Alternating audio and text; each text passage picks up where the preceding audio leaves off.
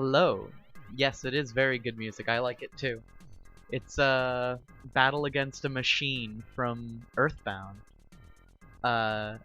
Very cool song. But anyway, howdy. It's me. I'm back from the pit. The pit where bad artists go. Yeah, today I'm streaming art. I've had kind of like a big, kind of tough, a bit annoying day, but I'm back. I'm hoping just like a nice, chill stream of drawing and friends will make me feel better. You're not bad at art, Ree! Thank you, Fluffy. You're very kind. I don't think I'm actually that bad, but I don't know. I was trying to make a joke on the fly, and for some reason my brain was like, yes, the pit. The pit where bad artists go. It's a very important pit.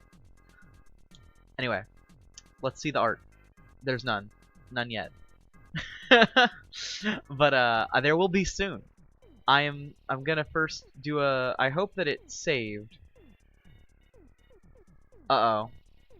It's not in my recents. It makes me worried. Open. Did it? I hope it saved. Thank you. Okay, yeah. Thank you, Lou. Oh my god. I would've been so mad. Okay, basically I've been working on. I hope this isn't too NSFW for Twitch, because I don't want it to be too saucy. Hello. Fucking. I wanted to do a thank you for Lou, and Lou is a very saucy individual. So I thought, all right, that's enough of Earthbound music for now. We're just gonna play some relaxing music.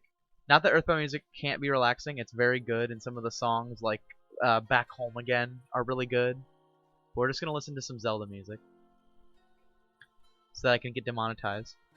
Lou, it's true, it's Lou. Show me your art, Fluffy. Fluffy's really talented, very, very good artist. But yeah, I had a really hard realization today that apparently Twitch does not save your VODs past 2 weeks, no matter what settings you have. Like I have mine set to, like have the videos on for as long as possible. Turns out that maximum is 2 weeks. So while I was on vacation, all of the VODs that I had on Twitch got deleted when I got home.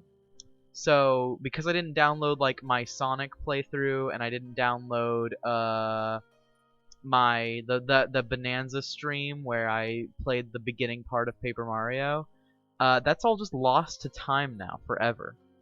and it makes me a little bit salty. I'm not gonna lie. I was looking forward to editing up that stream, the Bonanza, into its separate parts and uploading those as videos separately. Now I can't do that, so that's a little frustrating. I'm not gonna lie. So that was a rude awakening. And I also did not have the best day on top of that, with just home life and stuff. Because I'm just a mom, kind of. And it just was not a great day. So I'm just a bit of a salted peanut right now. I'm feeling like a peanut who just had a little too much salt. We're here for you, but thank you. You're very sweet. But yeah, so yeah, I'm just a bit fluffed. Thanks everybody for being here, but I figured just some art and some talking will make me feel a little bit better. I got some soda, so I'm ready to stay up late. I'm excited. Again, I hope this isn't too saucy for Twitch. We'll work on this for now. We'll only work on partially nude Lou later. Oh fuck. I had Lou's ref open earlier, but I lost it because my computer went down suddenly. That's why I was worried about losing the image. Losing the image. Oh man. We might have another stream where I get interrupted by my landlord. Oh boy. Alright, immediate BRB. I'm so sorry. Nobody leave. Don't touch that dial. I'll be right back.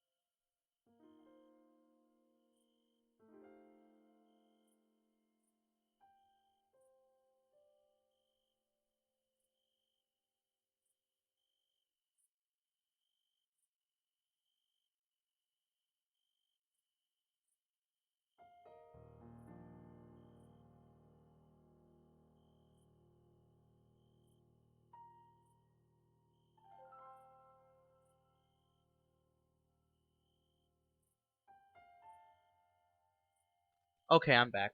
I'm sorry, I basically had to teach an old friend, lad, man how to use a computer today. It was not the most fun either. I set up his whole computer and then he still doesn't get it, and I just have to like teach him how to basically use a computer. And it's like, yeah, it's the classic meme of like, oh, fucking the old man doesn't know how to use a computer. But it's like, it's really frustrating to teach someone. Like, you have to press the power button to turn the computer on. Like, man, you shouldn't have gotten a computer if you didn't even know how to turn it on. I don't know. Alright, dropping. It's home all last week. I have to go. Oh,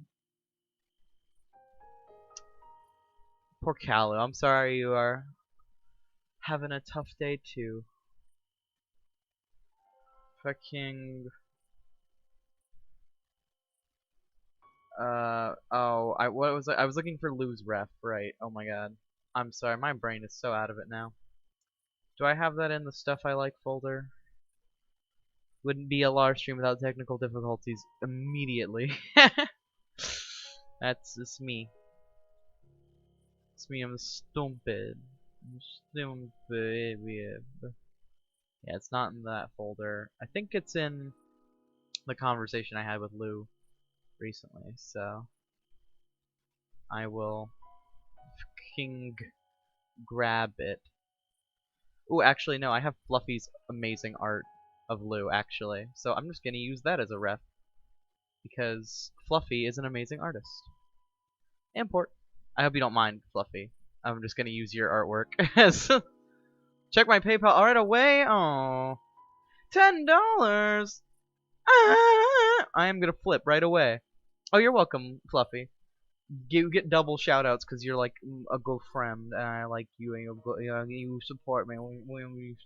Thank you. You got Fluffy. Can you draw Tika being all cute and shy about her fangs? Love you. Yeah. Okay. That's a $10 thing though. That's like a full ass commission. I'm gonna draw like a headshot of her doing that, but after I start coloring Lou. Yeah. Fluffy is very talented art, and it's the closest art I have of Lou, so I'm just gonna fucking take it. If that's okay. Just use it to get they color down on paper. Ugh. Oh, I'm on the wrong layer. Wow. Good start. Good start. I'm doing well today. I swear I'm losing my mind. I'm okay. Everything's good. Lar, Lou is so hecking nice. Yes, Lou is very suave. He in and out of chat again. Lou is so nice until it become video game time. Then he mean to me. That's fine. He's very sweet. He was mean to me about putting on partner badges for the plumber only challenge, which I stress is not a badgeless challenge. It's just that Mario has to go it with no abilities. And Lou is being like, oh shit, you gotta take that shit off. It's badgeless. You gotta play it true badgeless. And I'm like, you're a hoe. You're a smelly, stinky hoe.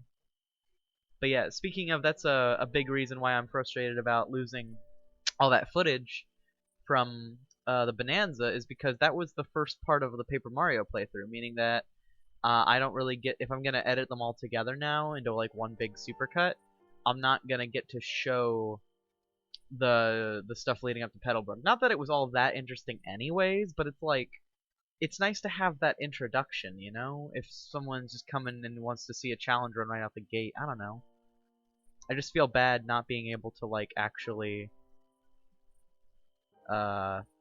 complete the saga, you know? Maybe I'll just not upload this one and wait until I do a real playthrough of Paper Mario.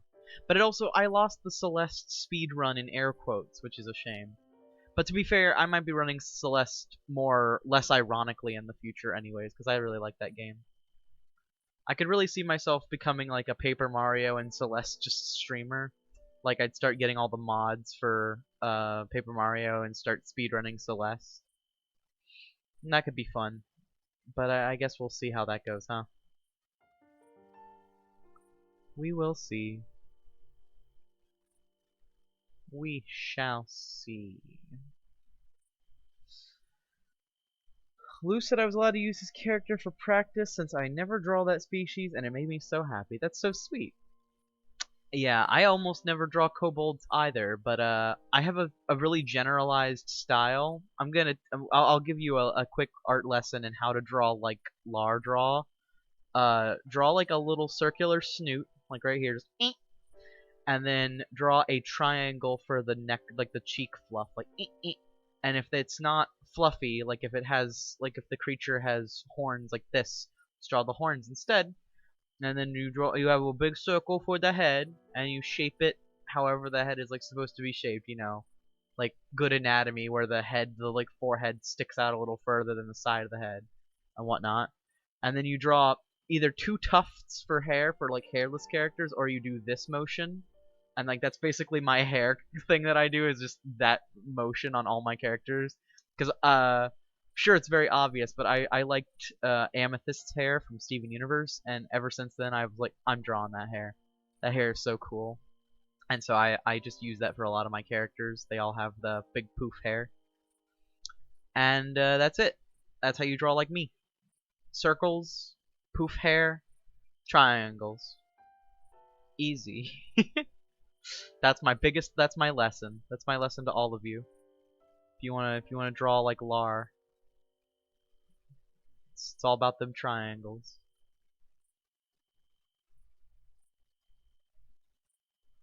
Gonna like.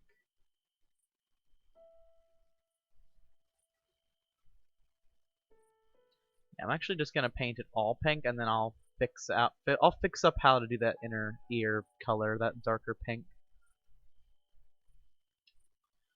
But yeah. So easy Lart lesson, Lart lesson, Lart art. Lou also give constructive criticism, and I really appreciate that. That's awesome. Lou has never given me criticism on any of my work, but I guess that just means I'm perfect. I'm sorry. That was very hoey of me to say.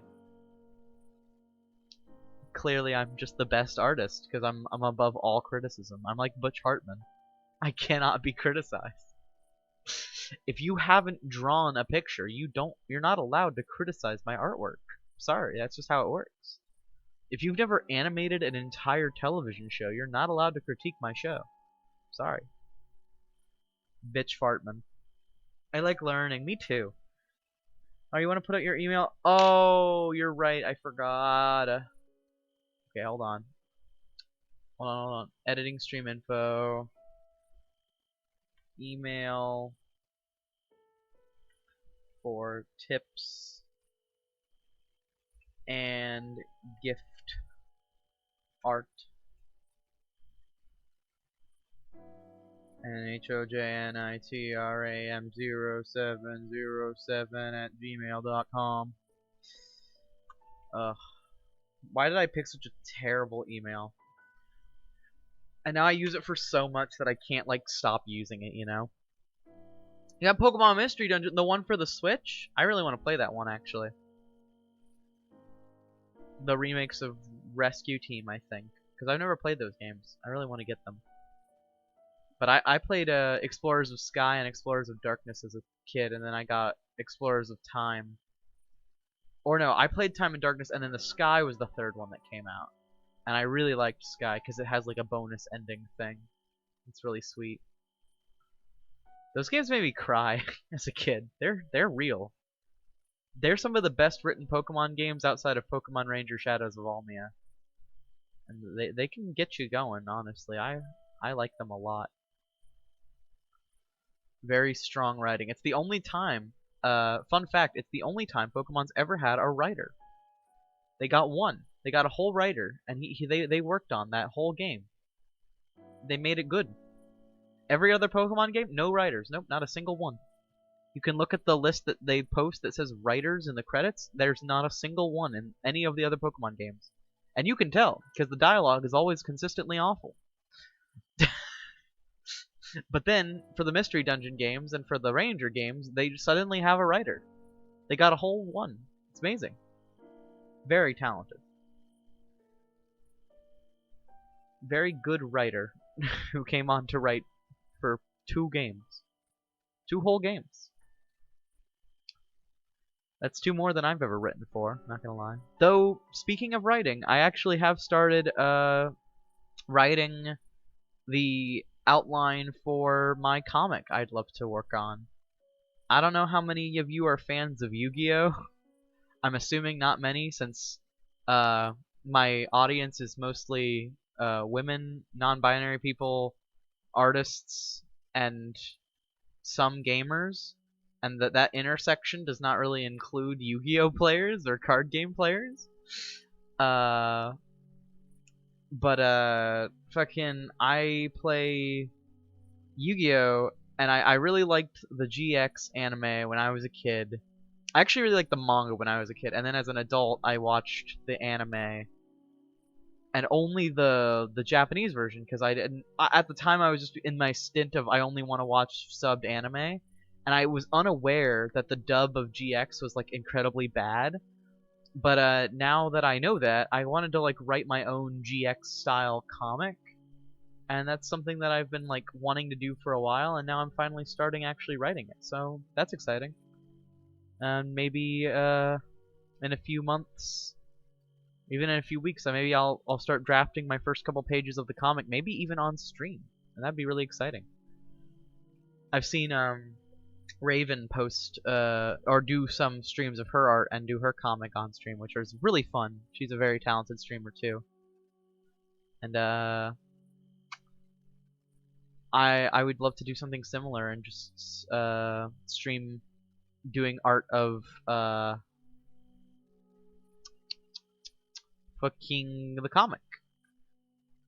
Though again, I don't know how many of you even like Yu-Gi-Oh, so it probably wouldn't be a big group of people who'd show up for that.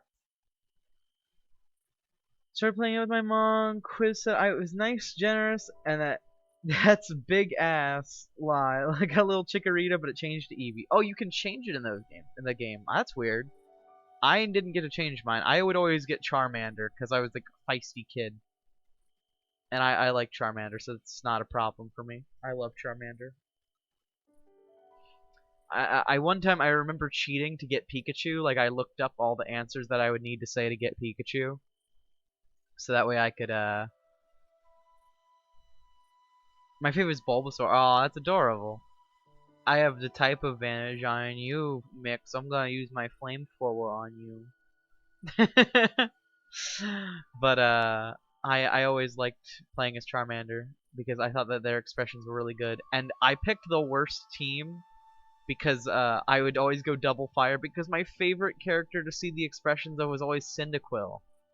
Cyndaquil always was like my favorite like partner character because I always just imagined them as like this like really like happy little person, and that was like totally gay for Charmander, and it was just really sweet to me that they were both like little fire types and they're just vibing together. They are just close friends. They are looking respectfully, and they like live together in the same dorm, and I just thought it would be cute. Eevee is also very cute. I love Eevee very much, but I don't know.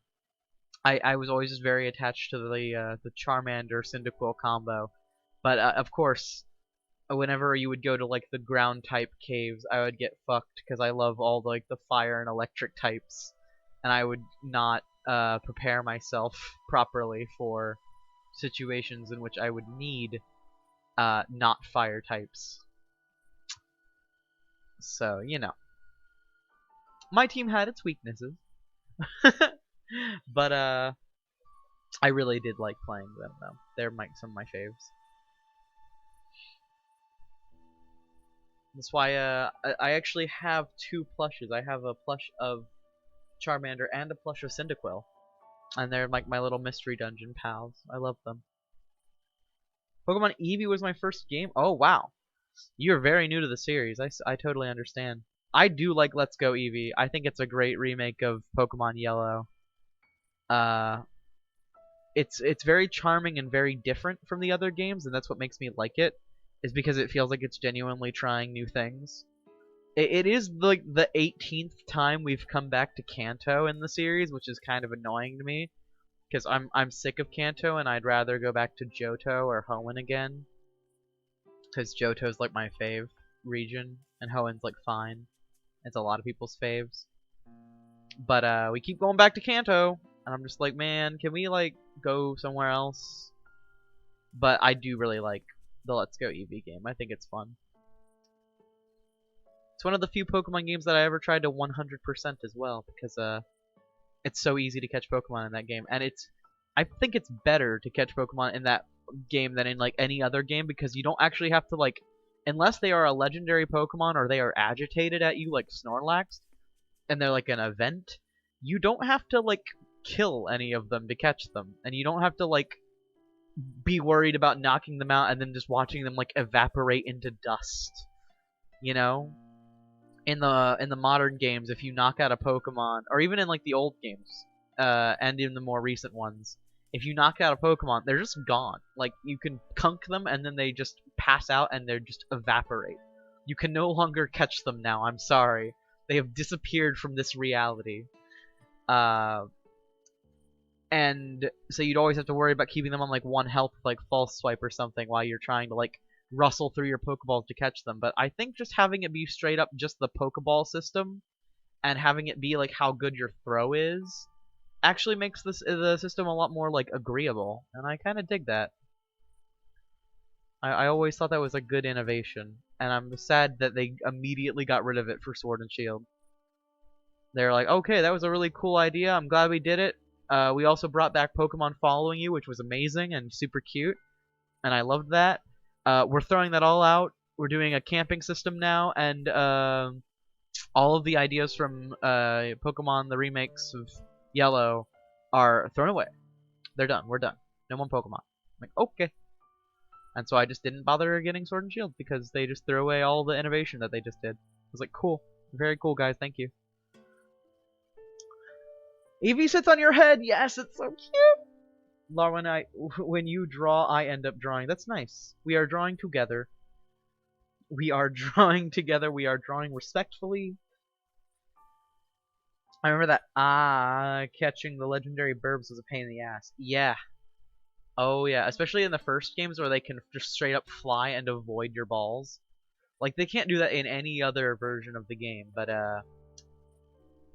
in the original red, blue, and yellow, and green if you were in Japan, the birds could, like, if they had a high enough speed, and they outspeeded your Pokemon, which they almost always did, they could just, if you threw a Pokeball at them, it would just say, oh, it missed hitting the Pokemon. And that would happen like 99% of the time unless you just went in like grinded levels. You are like physically unable to like even keep up with them unless you just had bigger number. It's kind of ridiculous. Like they didn't even bother to lower your catch chance with them. They were just like, you can't even touch these birds. That was super frustrating for me as a kid, I remember. A lot of resets happened that day. And the legendary birds in the remakes are also kind of a pain. They are very strong, and you basically have to fight them, and then you get a chance to catch them, which is a cool mechanic, which I actually like. But yeah, they are tough. But that's why I think it's such a cool innovation, because no other Pokemon game has really done that.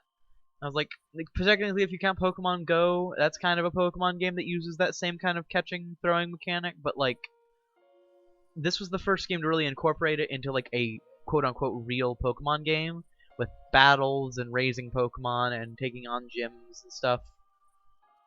And it was really cool, and it was actually like a little mini adventure, and I remember really liking it.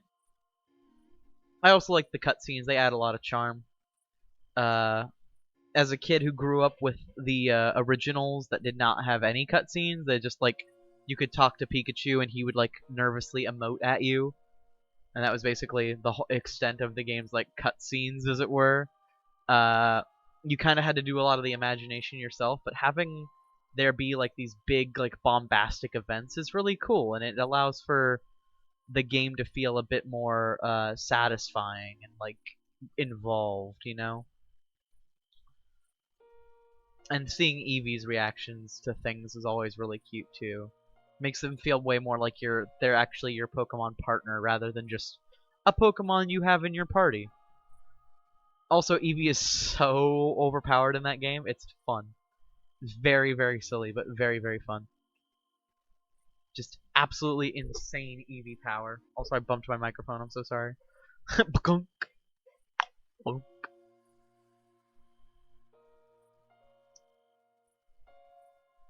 Yeah, basically, I like those remakes. I don't know if I had to pay for them again, like pay $60 to play them again, I probably wouldn't, honestly. But they're valuable in their own way. They like have their own nice values, and I think that's admirable.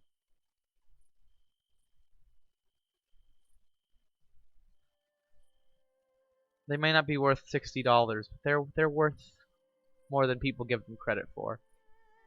IMO worth more than Sword and Shield is worth. That's kind of my opinion. Sword and Shield is still getting expansions, so it's got that on me. But honestly, I don't think, no matter what it gets at this point, it's not gonna get any better or higher quality, in my opinion. Roaming legendaries though, that would be cool. Oh, I guess they kind of had that in Gen 3. Or is it Gen 2? No, it's Gen 2 they had roaming legendaries.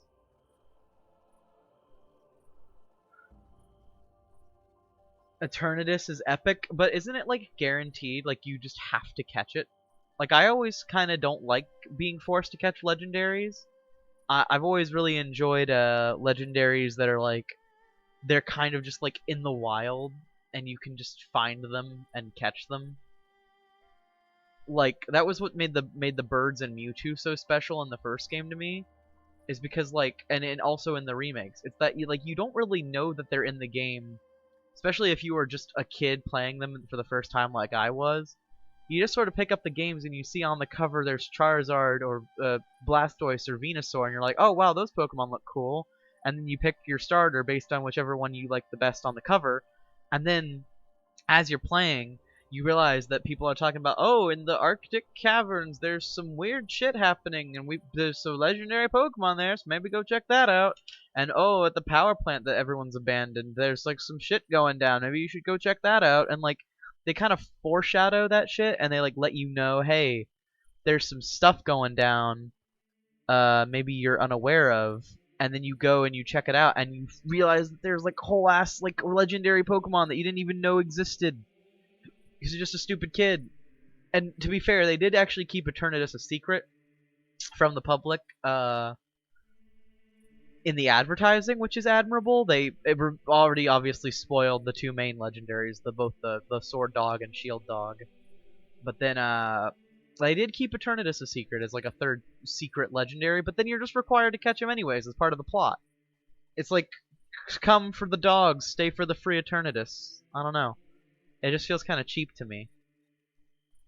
Like, I liked it not being guaranteed. Not that I want, like, Pokemon games to be, like, crazy hard or anything, but I just think that it could have been a little bit more engaging than it actually was. And I don't like,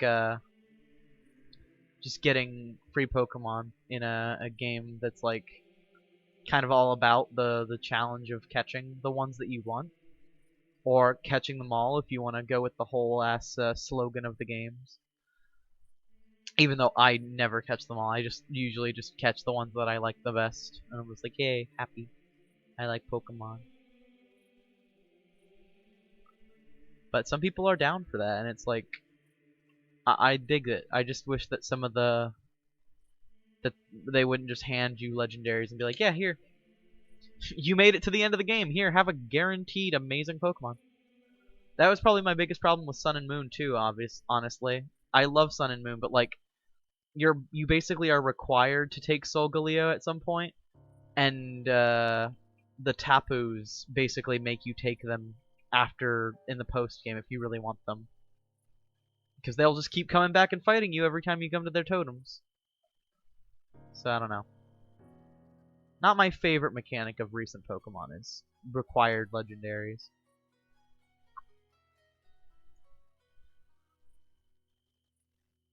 Just makes me feel like I don't have to try at all. Same with the remakes of fucking Omega Ruby and Alpha Sapphire, where they give you a Latios or Latios, just depending on what game file you have. Just here, have your free legendary, okay, bye. It's like, what the fuck? Why'd you give me a Latios? Steven, come back, you have to explain this. Why did you give me this dragon? I don't know what to do with this. It's a big thing. Wrong pink for inner ear. Oh fuck. Oh right, it's a different one. There you go. Easy fix. Plonk, plonk. Forgot that it was a different pink. Plonk.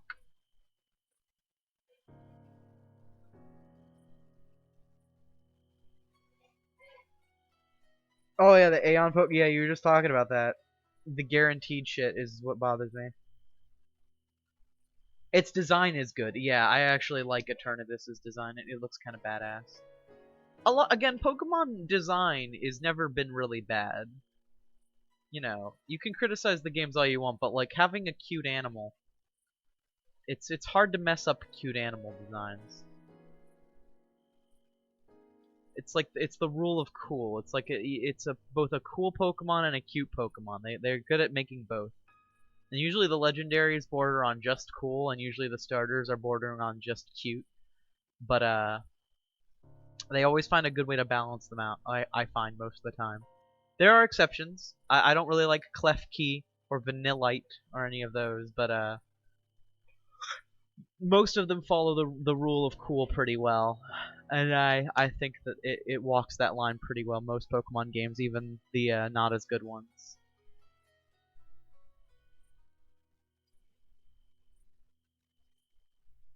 Man, Fluffy, you draw really like cute, fluffy, puffy hands. That's adorable. I don't know how to do that. It's adorable. I just draw stupid, realistic human hands now because I'm a stupid, realistic person.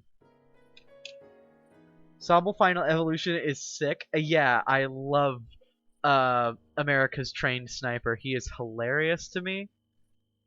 Honestly, not as good as Obstagoon, but another good reason to buy the game, honestly. Just to fucking see Inteleon's weird ass face and body. Weird ass lanky body. There's so much weird art of Inteleon. Like, I went down the rabbit hole just because I like Inteleon a little bit, and I was like, oh yeah, this is worth my while, is going to see some art of him. There's so much fucking vor art of Inteleon. I can't even explain to you how much vor art there is of Inteleon. Muck is Muck. Galarian Sniper. Muck sure is Muck. I love the lore behind Grimer and Muck in the Alolan region, because in Alola pollution is not really a problem for them, and it's explained in the first game. The lore behind Grimer is like, oh, Grimer and Muck both eat pollution and like sit around factories and like will just gobble it up whenever they see free pollution. It's free pollution. It's right there in front of you. They just gobble that shit up. But in Alola, they don't actually eat pollution because pollution is not as big of a problem, so they've stuck to eating garbage. And when they run out of garbage to eat, they have to eat something else, and oftentimes they'll try to eat like plaster walls and buildings of houses. So janitors in Alola are like these highly trained like Pokemon masters almost that like have these like poison type Pokemon to take out other poison type Pokemon. And I just think that's kind of brilliant. Like every janitor you meet in the game has like a Pokeball, and they explain to you like, oh yeah, we have these because Grimer and Muck try and eat houses sometimes, so we gotta be prepared to fight back. I think that's just kind of charming. That's a cool little bit of like Pokemon lore, and that's what makes Grimer and Muck interesting to me as little Pokemon, because they are weird looking and they're not always the greatest. But I think that that fact that they play a role in Alola so heavily that they've shaped a piece of culture in that area, just it gives me the chuckles. I do not like vor. I just happened to find so much vor art of fucking Inteleon. I just liked looking at Inteleon art, and I got sucked down the rabbit hole of vor. Do not pin vor art loving onto me. I was here when when Tumblr invented vor. I just wanted to see funny art of the weird thin frog man with the sniper rifle, and and he just has a shit ton of war art. What can I say? It's just how it is. It sucks, but it's the world we live in.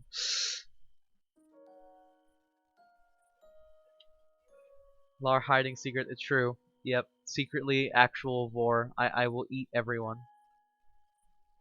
Cannibalism of the future. Vor.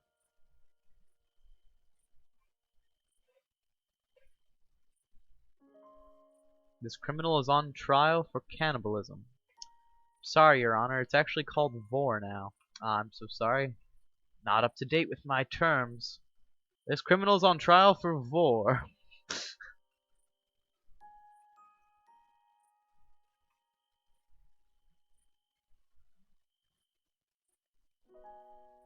Yeah, it's true. I just crunch them down. Obstagoon best Pokemon.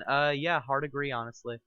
I love Charizard the best still, and I have some close favorites. Like I love Ampharos in Gen 2, and I love Cyndaquil and Totodile, and a lot of the starters from other generations like Oshawott and stuff. But man, Obstagoon is dope. Not gonna lie, he's a great Pokemon.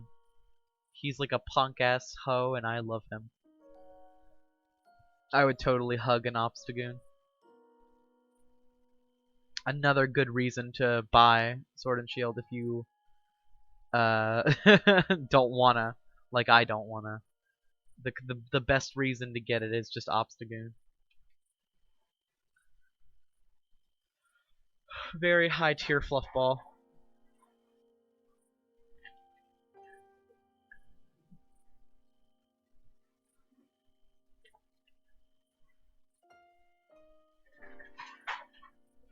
Oh. Okay. I don't think Lou has any leg bites, yeah. No light pink on Lou legs.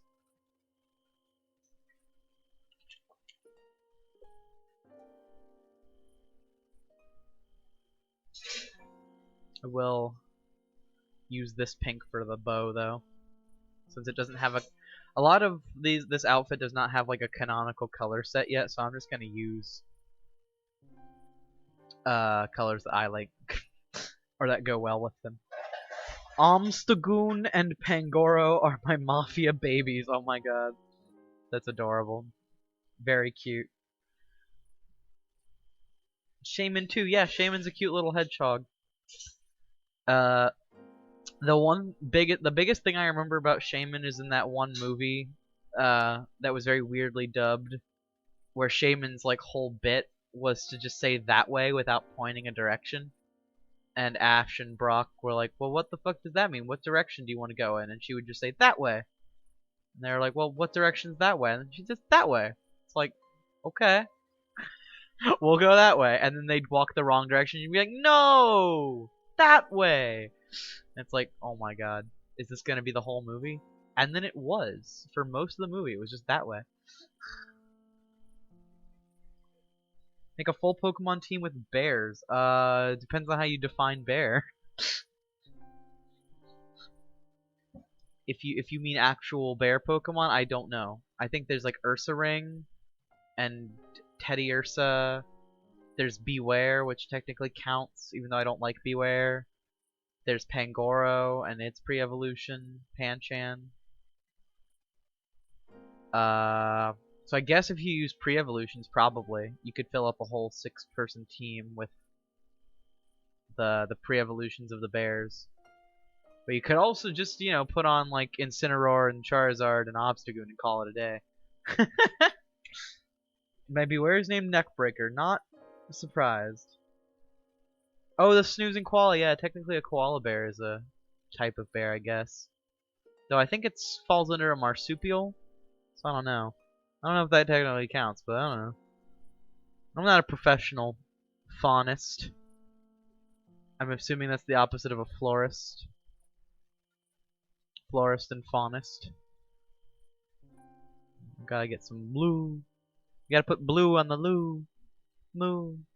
Blue, loo, moo, moo, blue, blue, moo.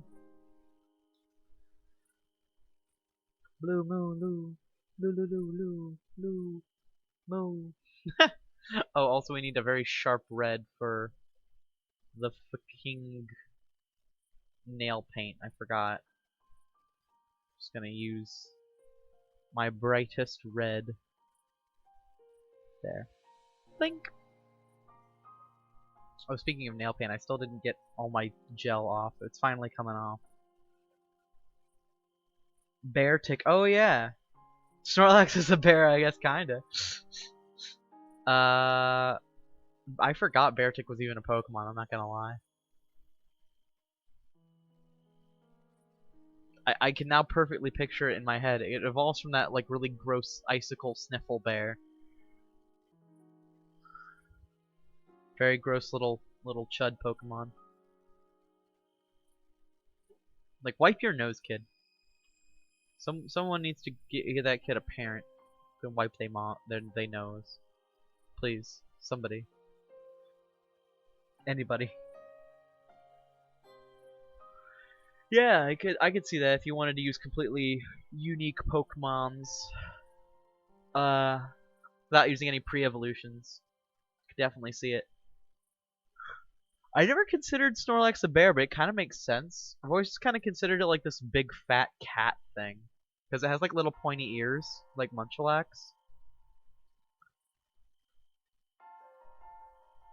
But it would make sense for it to be like a bear thing too. I don't know.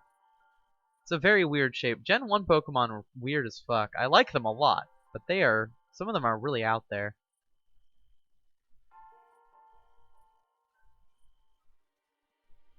Think of another, like, what is even Abra supposed to be? Like, someone look at an Abra and tell me what is that? Like, you can look at like a Nidoking and be like, oh yeah, that's like a weird big porcupine or something, and like a Rhydon, you can look at that and be like, oh, that's a weird like stone rhino. But what is an Abra? Is it just like a psychic kid? Is it a weird floating cat? What is it? What's an Abra? It looks kind of like a psychic skitty, you know? Like what? It's yellow? I don't even know. So many Gen 1 Pokemon are just like, just what the fuck are they? What are you? Who are you? How'd you get here? Why can you teleport? Okay, bye.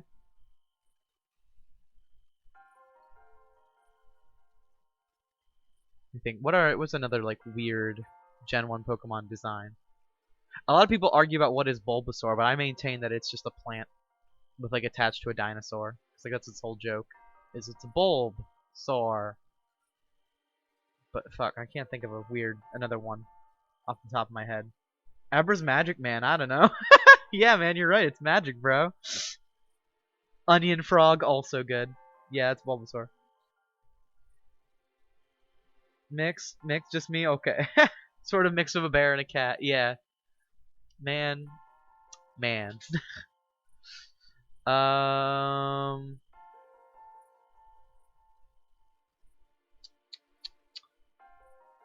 I'm trying to think of like other weird Gen 1ers. I know. I like the theories of like. Oh yeah, okay, I got an easy one because I thought of it from Gengar. But like Gengar, there's a theory that it's like a dead version of Clefable, which is kind of cool. But then that brings into question, what the fuck is Clefable? They ask, like, they say it's like it came from the moon. They mention that it comes from the moon. That's all we know. And it evolves with the Moonstone. It goes from Clefairy to Clefable. And then there's a pre-evolution added in one of the other games called Cleffa. But it's just like a lump with wings. And the same thing goes for like Jigglypuff and Wigglytuff. Like I could see them kind of being like bunnies, or maybe like with like Jigglypuff's maybe a cat because it's got little pointy ears, and then maybe Wigglytuff is the bunny because it's got fucking big old floppy ears. But like what? Who are you? What are they? What even could they be? They're just shapes. They're just circles. When you search the Pokedex for Abra, it says it was just a kid with powers. Yeah, I remember that vaguely. That's why I thought it was like a magic person. Like, I fucking vaguely remembered that. That the Pokedex mentioned that it's like, oh, it was a kid who had so much psychic powers is turned into a Pokemon. And that can just happen in the Pokemon world. You can just be adept at something and just become a Pokemon. Which is cool, I guess, but also, like, what the fuck?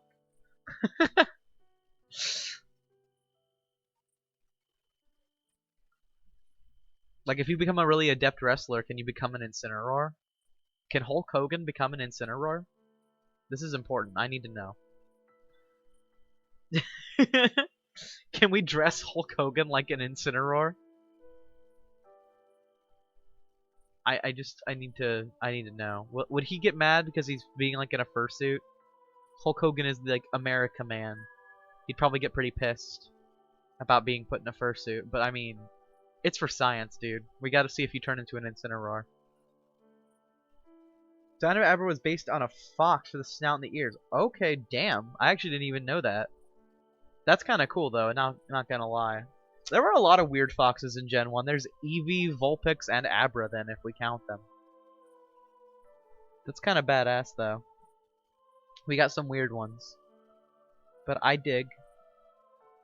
I would take that, because I like the Abra eyes are very fox-like. But then, like, when it evolves, like, Abra becomes, like, this weird, like, PC part man. And that's the same thing with like Drowsy. Is Drowsy an anteater?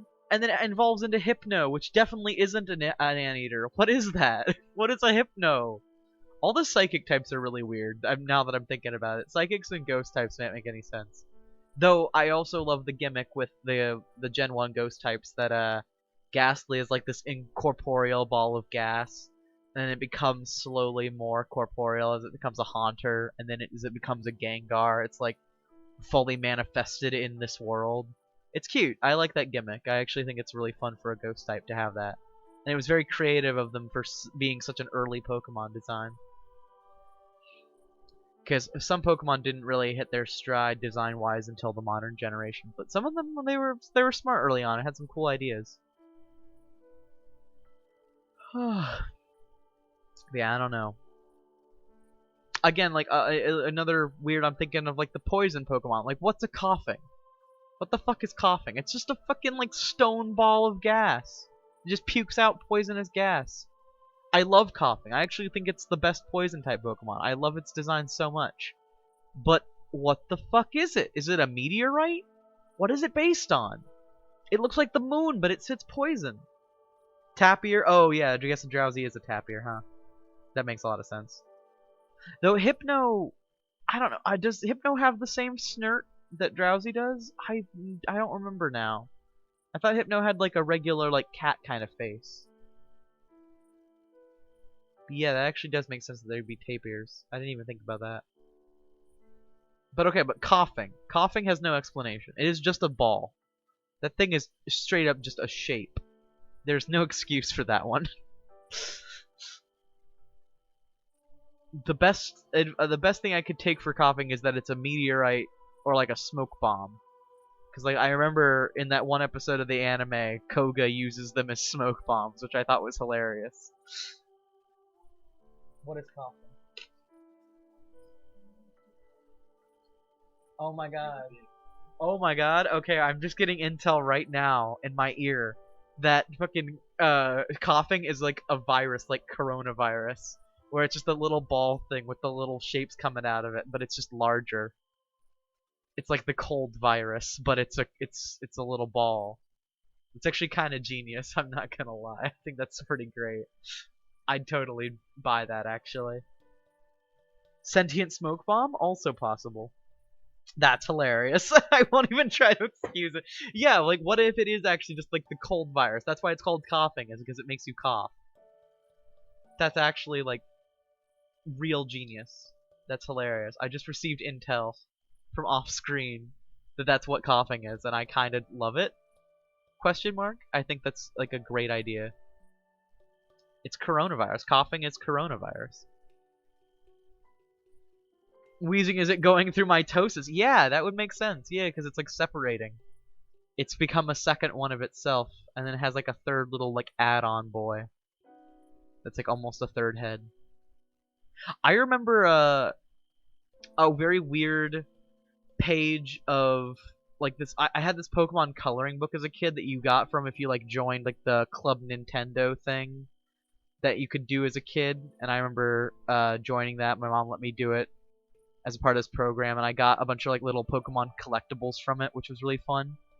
And I remember filling out this coloring page where it was like one was 2 heads are better than 1, and it had like Dodrio on it, and another like oh, the Girafarig that has like 2 heads. And they're like, oh yeah, these 2 heads are better than 1, but sometimes 3 heads can be even better. And on the other page was Dotrio or Dodrio or however you say its name, and Wheezing. And I was like, why the fuck is Wheezing here? And I realized that they were counting his little third ball as a head, even though it doesn't have like a mouth or eyes. They counted its little thing, its little shape as a head. And I'm like, that's crazy. Even now, I'm kind of baffled by it, because I never considered it a head. That is distressing, I agree. I don't know why they counted it as a head. That's so odd to me. But I kind of love it. Like, it's a head, question mark? The official, like, Pokemon coloring book defined it as a head. So I'm taking that as word of God. I'm sure the official Pokemon coloring book is not like consistent with the lore or anything, but like I remember that very specifically from my childhood that book claimed Weezing had 3 heads.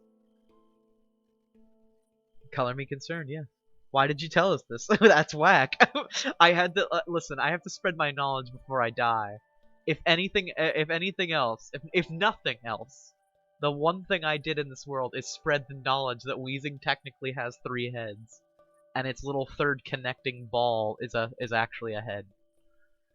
It's the most important thing I've done for society. In the same vein, I also got really cute stickers from that like Club Nintendo thing. I had a bunch of little Pokemon stickers, and they're the goal. Like they kind of gave them out like merit badges, where like you would turn in the stuff you colored in, and every Pokemon you colored in, you got a sticker for, and also sometimes a figurine. And there was a page at the back of the official coloring book that had a bunch of empty spots where you could put the stickers of your Pokemon, and each one had a number that was assigned like that Pokemon's number and then the silhouette above it. And the goal was to collect like at the time all like 800 Pokemon, or it was maybe like only 400 or 500 at the time. But I remember that there was like a spot for every Pokemon, and you had to try and fill them in. I was really close. I remember filling in like 300 of those spots with stickers, because I really liked doing that. But then the program shut down because Club Nintendo shut down because it was wildly unsuccessful. And I think for a while, me and my brother were like the only 2 subscribers to the magazine, and we were the only 2 who consistently sent in our coloring pages of Pokemon. But it was really fun. I remember that being a big part of my kidhood. I want to see a full body of Diglett. Yeah, you know what? I agree. It's time Pokemon did a Diglett reveal. We need to know how big their Diglett is. Pokemon Company needs to show us their Digletts.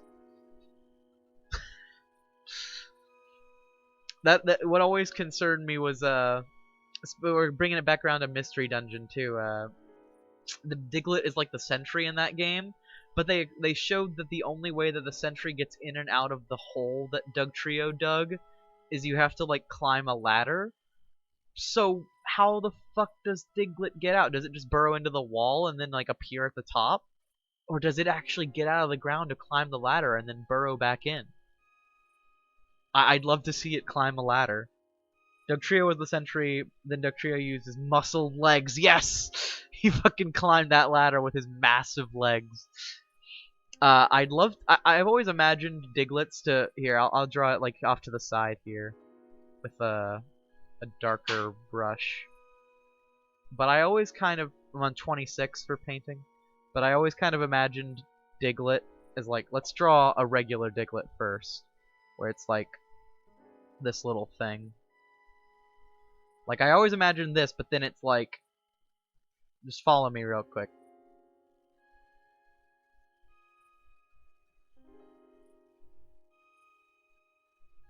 Just like that. Like a little mole. Like, I've always just imagined it as like a little tiny mole just sticking out of the ground. And like, it tucks its arms in, you know? Like, you wouldn't be able to see its arms above the ground. Like, I've just always thought of it as a little abstract mole thing. And it just be crawling, though. Under the ground. And occasionally peeks its head out to get bonked. And people trip over them in Diglett Cavern, and then they get mad at them and attack them with their Pokemon. And they're like, what the fuck, dude? I am literally just a mole. Bro, shut up. I am literally just vibing, though. Bro, I am just vibing. Please, do not throw your level 100 Charizard at me. I am just vibing. Don't use Metal Claw on me, bro. I don't know what else I can do.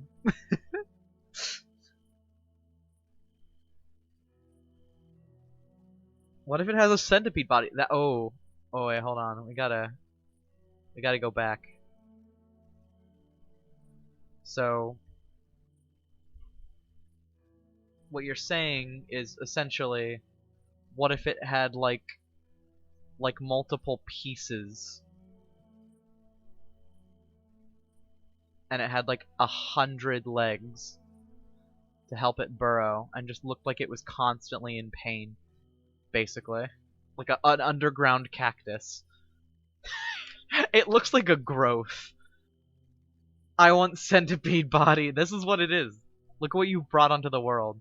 It looks like a growth. It looks like a potato. It looks like you could pull this thing out of the ground and it would have like a long ass body with a bunch of legs and like fuzzy. What if it's fuzzy? What if Diglett is fuzzy?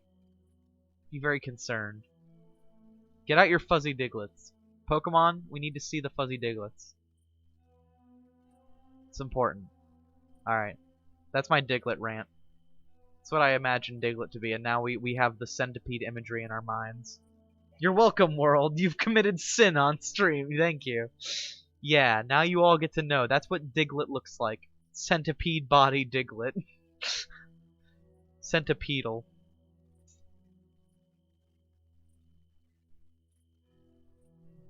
You've got your virgin biped versus the Chad quadruped versus the Giga Chad centriped. Or it would be centuryped. I don't actually know.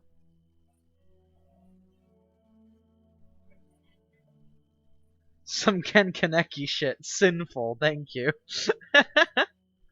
Got some good responses. Mixed reviews on Diglett. My Diglett has mixed reviews. This is fair, honestly.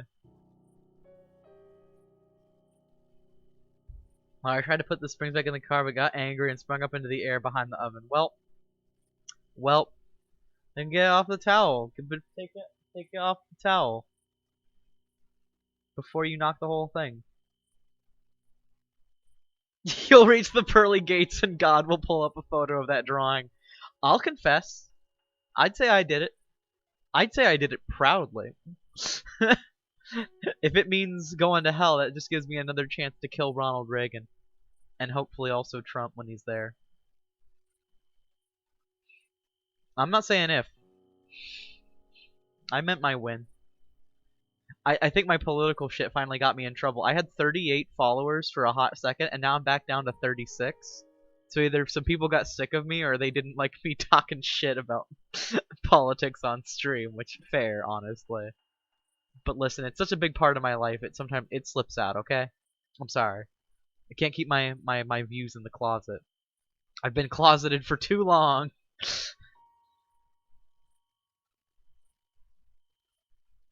I want to be on the mic. I need advice. Bruh. You can just come out and reach behind the oven. Your arms reach, I'm sure. I believe in you. I believe.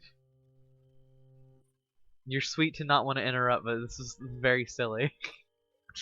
Can't reach. Do you have one of those dinosaur munchers? Little dinosaur grabbers?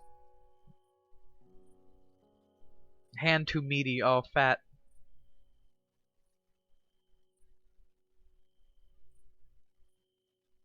Mr. Meaty. Fat hands. Big fat man hand. Dino grabbage. Yeah, we need the little dino grabbers. You know what I'm talking about. They're like they're just like the T-Rex head that you pull the little handle and it goes crunch. It closes. A lot of kids have them. They're like little arm reacher extenders. I had one as a kid. I would just play with it. Pick up the cat with a dino grabber. I don't think it's possible to pick up a cat with a dino grabber. They're too slippery. They're made of liquid. My mom uses those grabbers, yeah. Snap a twig off a tree and use them as chopsticks. Why don't you just use my actual chopsticks? Tongs, maybe? Ah, yes. Actually, I don't know if we have tongs. Do we have salad? Salad. There's a big thing while I was visiting Dev. We would just go around with tongs and like touch Tigger and be like, salad. Everything we saw was just, salad. Pick it up with tongs. It is salad. Too big, won't fit behind an oven. Damn, that's a shame. Well, I guess it's lost forever. We can never find it. This is so sad. Unmeat your hand then, idiot. Yeah, just eat your hand. Oh, consume half of it, then it'll fit. If you just bite off a big chunk of hand.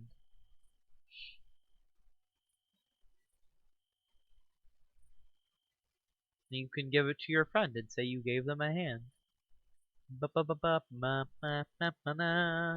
That's the whole joke. I hope you had a good time with that joke. It was not very funny, but I gave it my best shot.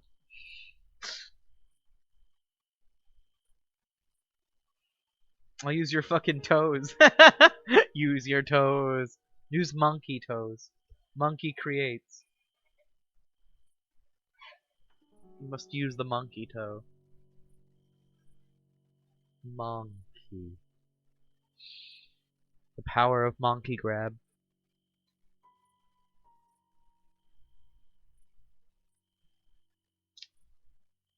Now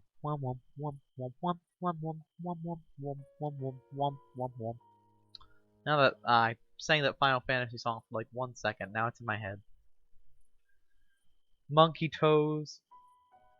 Lounge toes. We both have monkey toes, honestly. I have very monkey toes. That's what Dev was very mad about my monkey toes. How they spread so far. If you follow my Instagram, you could even see the picture of us holding feet. When you hold feet with your girlfriend.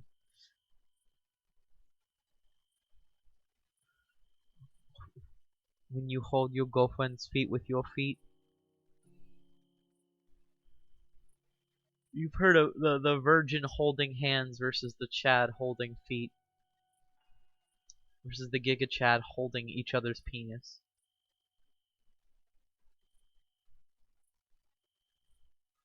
When I'm hyper lazy, I grab things off the floor with my toe fingers. Me too. I do that even when I'm not hyper lazy. Sometimes I just want to like stand up and pick up something off the ground with my toes. Because my toes are strong. And I can get away with it. I can pick up a whole item. Maybe even two. Depends on how small they are. Probably pick up like multiple marbles with my toes.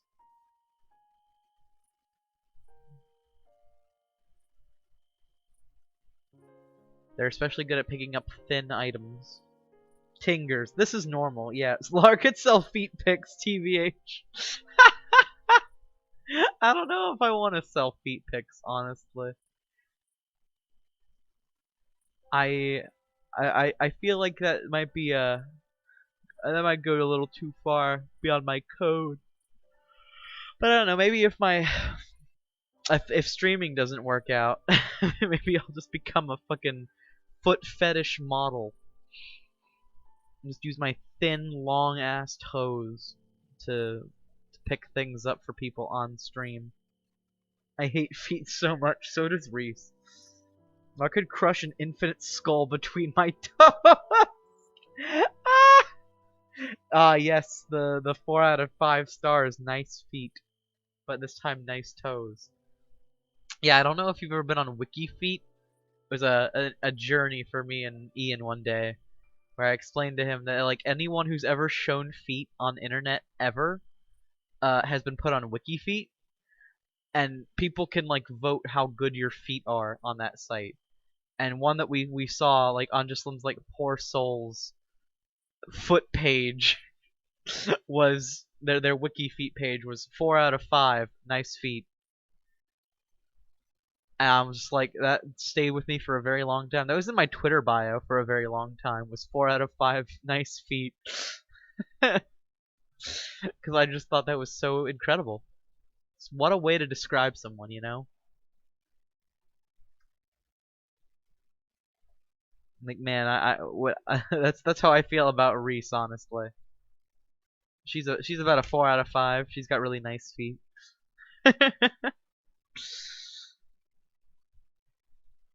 Poor soul. You can be a toe model? I think so. I think feet models are actually like things, you know? The only reason I think that's true, though, I'll be honest, is I saw an episode of King of the Hill where Peggy Hill became a foot model, and that's what makes me think it's real. Is because I saw it on TV on King of Hill.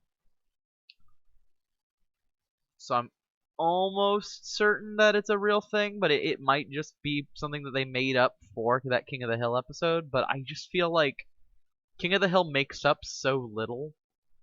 A lot of it's just like weird fucking commentary that's sometimes very funny and sometimes misses the mark. But I just remember that episode of Peggy Hill becoming a foot fetish model, and forever since then I just thought foot model is like a real job. Odd my $10 to the tip jar. Oh my god! Oh, you're right. I totally forgot. Oh wait. Speaking of, did I get another tip? Oh my god, I totally did from Messiah. Money slap. Maybe I will draw you a money slap. Thank you, Messiah Wells. That's very kind. I actually have $20 in the tip jar, so I'm gonna go straight to the fucking. Oh, it's Scion. Thank you, Scion. Sorry, I forgot your real name. I forgot the. But I appreciate that. It's very kind. Yeah, so we're gonna go from. Oh, that's the 10 that Reese got me. And we're gonna go right to the big jar. Boom, boom. Ba-da-now, now, wah, wah, wah, wah, wah, wah, wah, wah, wah, wah, wah, wah, wah, wah, wah, wah. Okay, that's enough. Um, but after I finish this coloring for Lou, I will draw Money Slap and the thing that Reese wanted. The Tika being shy about her her toofers, big old fat teeth. They're not fat. She's very cute. I like Tika a lot. She's a good character. Very cute tomboy, dear GF. Money slap thing is a joke. I think it's funny and I want to draw it. I'm sorry. Unless you want something different as your real request, that's gonna be what I interpret as your request. But you can tell me something different if you'd like something. If not, though, that's what's coming your way. I'm sorry. It's gonna just be a fucking like bat slapping Lar with a fat stack of money, getting slapped by the wad like an iCarly.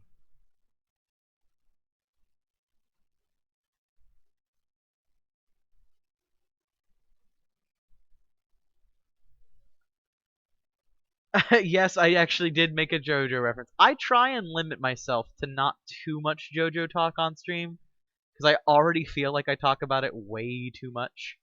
Because I do love JoJo's. I've become quickly one of those fans who can talk about it endlessly. But I try and limit myself just a little bit so that I don't like bore people if I can avoid it. But occasionally I can't resist. It's just like the perfect situation. And I love that dramatic moment of that. I don't know who the other streamer's name is. I wish I could like call him out and like give him like a shout out, even though I'm probably much smaller of a channel than he is. But I love that guy who did like the fridge isn't real bit, and someone like made a animation of that. Like someone's pointing, sent me a picture of their persona pointing a gun at me and said, "What's in the fridge, Nate?" He's like, "I got a secret for you. You want to know what's in the fridge? You want to know what's in the fucking fridge? It's nothing. The fridge isn't real." Someone made an animation of that, and it just goes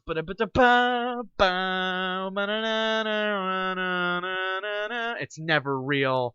Like that whole like dramatic ass reveal with the fucking like JoJo Part 5 music over it. It's such a good moment. Maybe I'll play it on stream actually. It's so legendary. I cannot describe to you how funny that is to me. Also the music just ended, so maybe this is the perfect time. Hold on. The same guy who did the Half-Life VR roleplay. Oh, is it really? Holy shit. What's in the fridge, Wayne? Yes, people know. Okay. People know the what's in the fridge, Wayne meme. It's all is a JoJo reference. True, honestly. iCarly was pretty elitist in retrospect. Honestly, fair. That's a good take. Hot take, but fair. Big if true. A lot of sitcoms are very elitist. It's not very cool of them. But that's sadly the life we lead. But fucking okay. I am going to change the capture, I think, to the YouTube music. So I usually keep it in theater mode. We're gonna quickly watch what's in the fridge, Wayne. Gotta watch the one I'm thinking of. Wait, no, where is it? Gotta find that. Oh, he is the fucking Half-Life VR guy. That's amazing. Uh, and here we go. It's probably just an animatic, I think. Yes, it is. Okay, someone put their persona pointing a gun at me and said, "Show us what's inside the fridge, Wayne." You want the truth? You want the truth? You want the fucking truth? There is no fridge! It was never real. It was never real.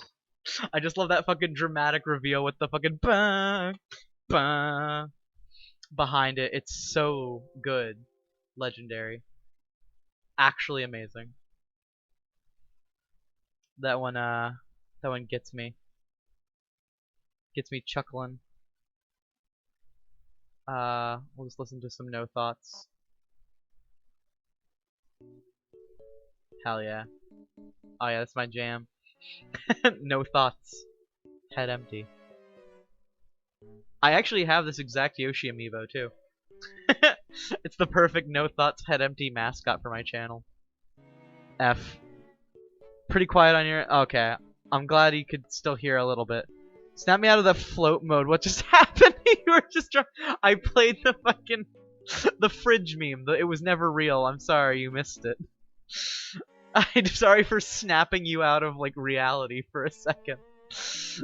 But, I played the meme where you want to know what's in the fridge? It was never real. So it was just a fake image of a fridge that he had like printed out in his room. Like, why would you even bother doing that? It just, that one tickles me. I don't know. I find that insanely funny. It might not even be that funny, but I can't stop giggling at it. It's good. That's the whole statement. It's good. It's funny. Drawing mix when I got zoned out and you snapped me back. Yeah. Slapped right back into reality. I'm so sorry. That was a cold, hard, wet fish to the face, reminding you that the world is real and fridges are not. Refrigerators were never real. Damn. This has been a pretty productive stream so far. We talked a lot about Pokemon, and I colored an entire commission basically so far. It's pretty nice. The reason Lou is also getting this free commission basically is because they're a patron. So you know, if you wanna become one of my patrons, you get if you're a patron of $10 or higher. Well, that's loud. Patron of $10 or higher, you get free artwork. Start your month off. You get a full ass like commission, and you get a bunch of behind the scenes stuff from me. You get to see all my like works in progress and cool stuff I'm working on behind the scenes, like something that I'll be actually working on stream tonight. I'm starting to work on a big project that Reese and I have been starting up. I'll probably show off that just a little bit, but most of that is on Patreon. And yeah, basically if you're a patron, you get to see early access stuff too. Like stuff that I plan on posting goes up on Patreon first, and then on Instagram a little bit later. So, you know, I'm not gonna like feature creep people and make you have to like never see my posts if you don't Patreonize me. But you will get to see more of my posts and more of them early if you subscribe to me on Patreon. So, you know, if you wanna. Yarn Yoshi. It's pretty elitist of you, Ian. Wait, fuck, what did I miss? I can hear it. Don't listen to Justin. Is your browser playing music? I can't. Okay. So some people can hear, some people cannot. It's pretty ear elitist of you. Get better ears, yeah, honestly. Wow, I can't believe you'd go there. I like get better ears though. Bruh, just download the ear mods from online. It's not that hard. Just download your ears, bro. It's easy.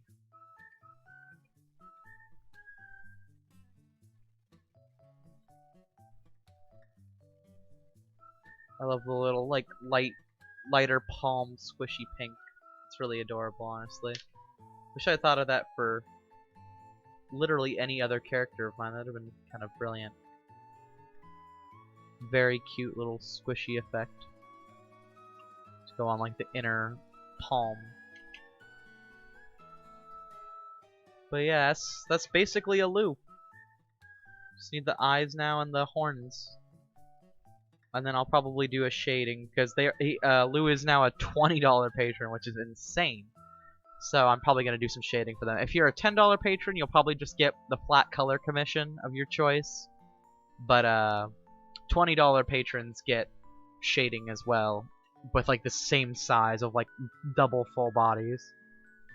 Because, you know, double full bodies usually cost me $60, but you're getting kind of a deal if you're just doing like a couple months. I'm Ace, but I'm definitely Hyagami Yato on Patreon. I don't know who they are. It's pretty cool though. I'm sure they're very cool.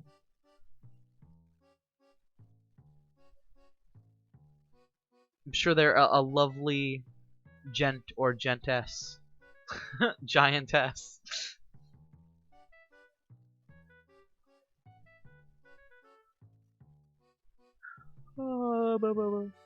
Being bullied. I'm so sorry. Someone is cyberbullying my son. Help. Hello cat. Hello stinky cat. Go eat a fish, ugly.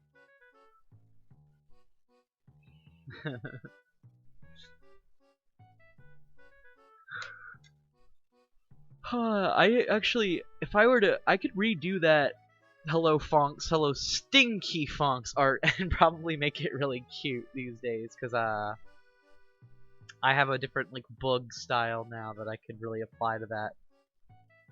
Boop, boop, bop. Beep beep beep beep bop bop. Beep beep beep beep beep beep beep beep beep beep beep beep beep beep beep beep beep. Beep beep beep beep beep beep beep. Sorry, I'm thinking of a different song, an Earthbound song. A beautiful Earthbound song. Battle against a mobile opponent.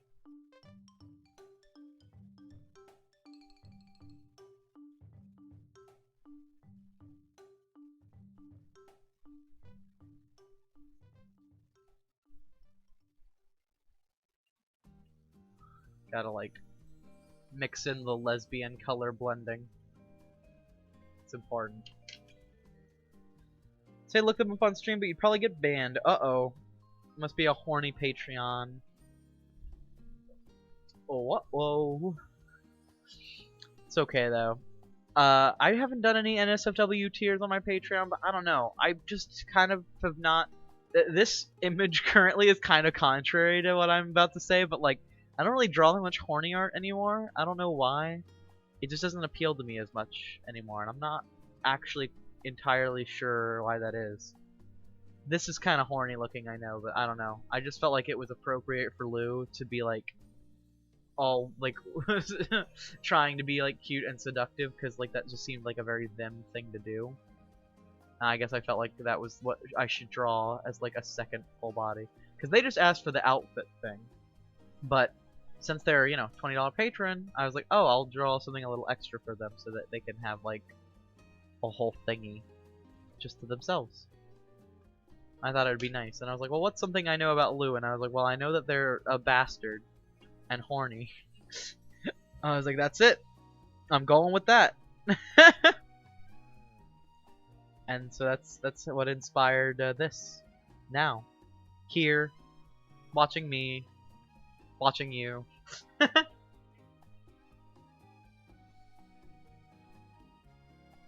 Only wholesome endeavors, fair enough.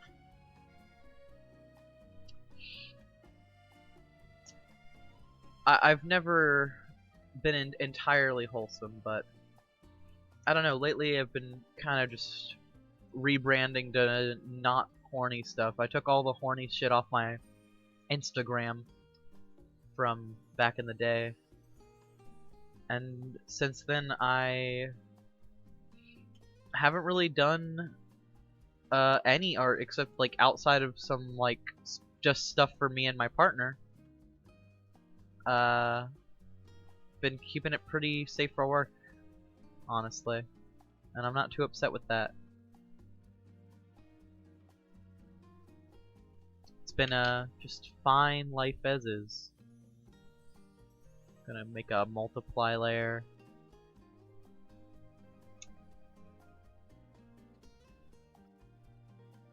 Oh, I might use the strat, honestly, just to do some quick shading. Okay, so hear me out. Now I'm gonna show off the thing. Is my BRB screen up? No, it is not. Okay, so I was trying to do this a couple streams ago. I was trying to show off this cool ass Reese method that proves, without a shadow of a doubt, that Reese/Dev is actually a genius. Even though she'll say she's not smart, she's both creative and inventive, and she's actually like a fucking mad scientist, genius level, hacker-brained individual. Because she figured this shit out. I never figured it out. I've been working with the multiply layer since I was in college, and I never figured this out. So her strategy is to I have to remember, I have to go to layer, and then wait, is merge all just merge the ones that are selected? Do it. Including background color? No. No, okay, it just merges all. Hold on, I'm gonna merge down. It's gonna take a little second. But this is something kind of genius. I don't usually merge my layers together because I don't think it's very useful a lot of the time, and I like to retain layer styles most of the time when I'm doing art. But this is like a game changer for me, honestly. So you merge all your layers down into one thing. All the ones that you want like colored. Oh, cool, we got another bot. We got Q Tank Man. Want to become famous? Buy followers. No, thanks. I'm not gonna buy anyone's followers. Go buy their followers. I'm just kidding. Please do not. Wait, did it multiply? Oh, it totally did. What the fuck? Wait. I moved something out of order. What the fuck? Does this... Oh, damn it. This thing has art on it. Okay, hold on. Hold on, I gotta go back. I didn't know that this had art on it. I'm an idiot. It's not just the Lou thing. Okay, I have to merge it all down from the beginning. Please be patient. I hate myself, and I'm stupid. Please be patient. I love that little image of the possum that just says, please be patient, I hate myself. I'm sorry. I don't actually hate myself, but I think that is such a funny, just fucking great meme. Because possums are adorable, and that shit just gives me the chuckles. And since, you know, it's a perfect situation to say, please be patient. So, you know. Alright, I'm gonna go ahead and quickly ban Q Tank Man.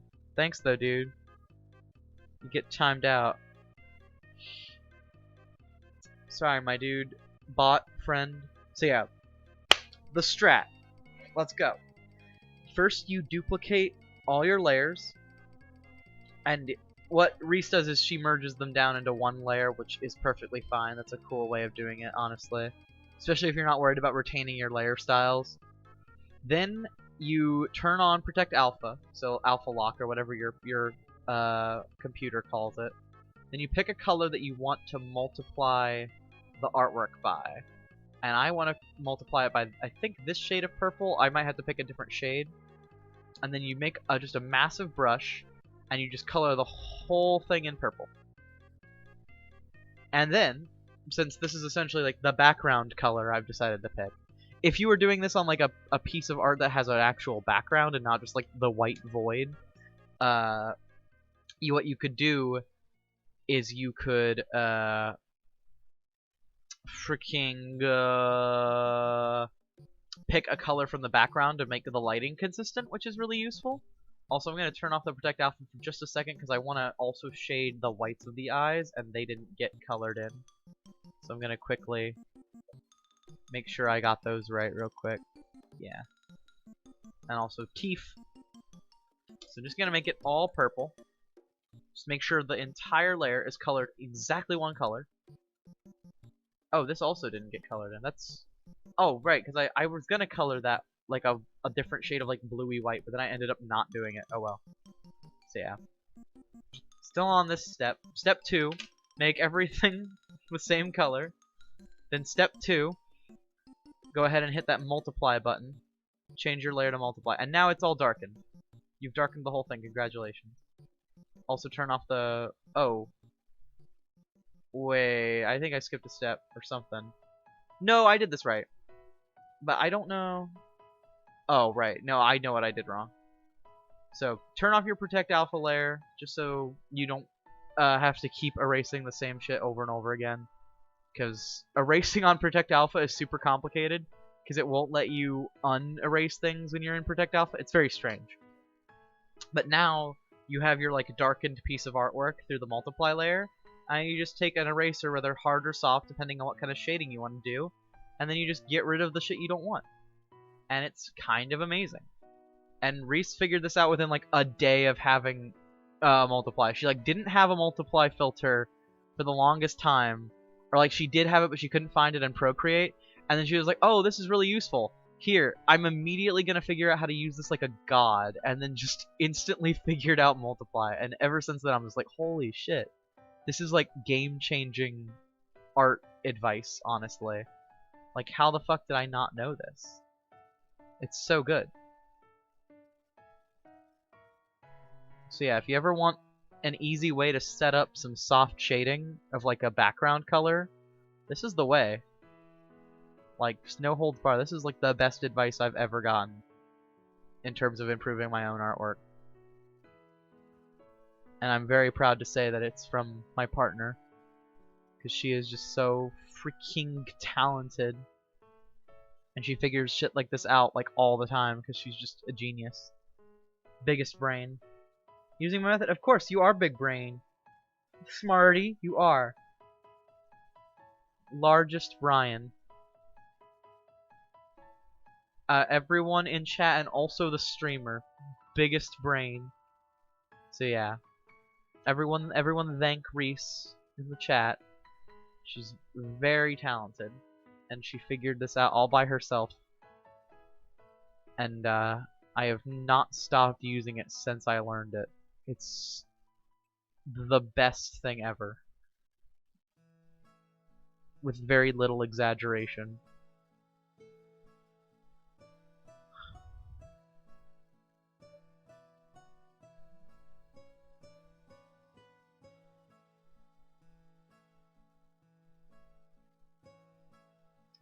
I kind of want the light source to be coming from like behind Lou, you know? But I also don't want it too much of the face to be dark. I don't know. It kind of looks good. I think I'll stick with it for now. I'll change it later if I don't like it.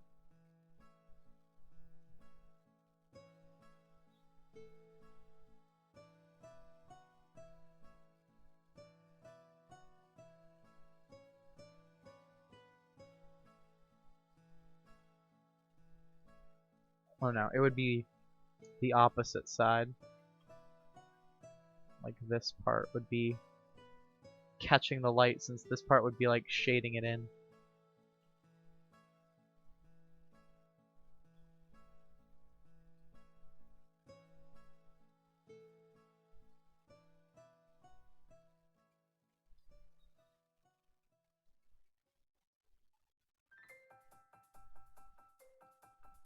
Yes. Brainless Kirby music, go! I think this is the second time I've done this on stream, and at the same like time at night. Lube looks so cute in your normal style. Yeah, right? This is the first time I've drawn Lou in my regular style, because I've been drawing like buggy style lately a lot. But this is the first time I'm drawing them like just regular, and they look pretty good. I agree. I like. Lou was like telling me how much they like me and you specifically drawing their character, and I said, yeah, we cornered the market on cute Lou designs. And I think other than Fluffy's amazing art of them, and I don't know many other people who've drawn them, but we kind of cornered the market on cute Lou designs. I believe that remains true to this day. True as Lou.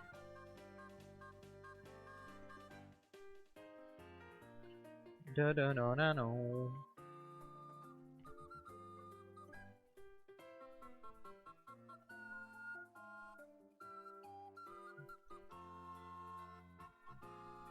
No, actually, yeah, it would be like right here. Yeah. And then like shaded like, yeah, like so.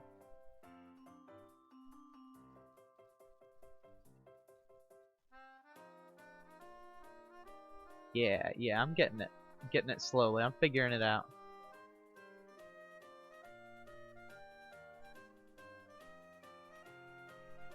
I'm solving the lighting here. This is a process.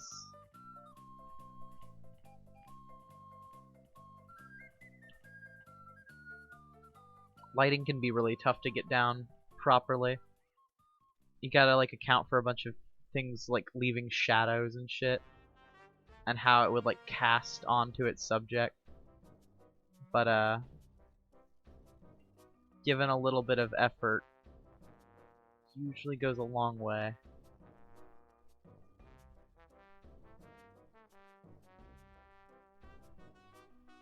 Looking up outfits for Lou, and I found this adorable star sweater. I'm gonna put my characters in it too. That is adorable. It does look very good. I love the star sweater. I was very tempted to put a star pattern on this jacket, but I was like, no, Lou had a very specific outfit in mind for this commission, so I don't want to like mix it up too much, since they literally specifically asked me to do this design with the leather jacket and everything, and I was like, okay, clearly this is not the time to experiment with outfits. This is the time to stick to the recipe.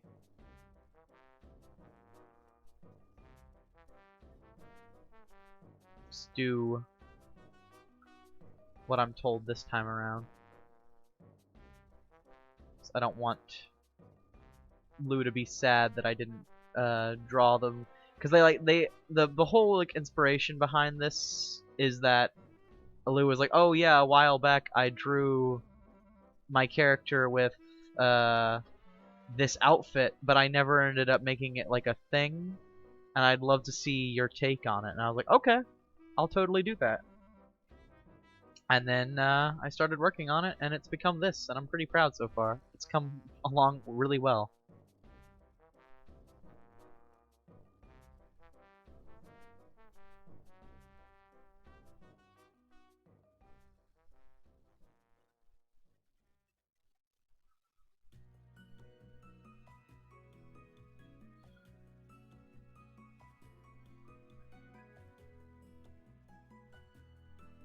Heck yeah.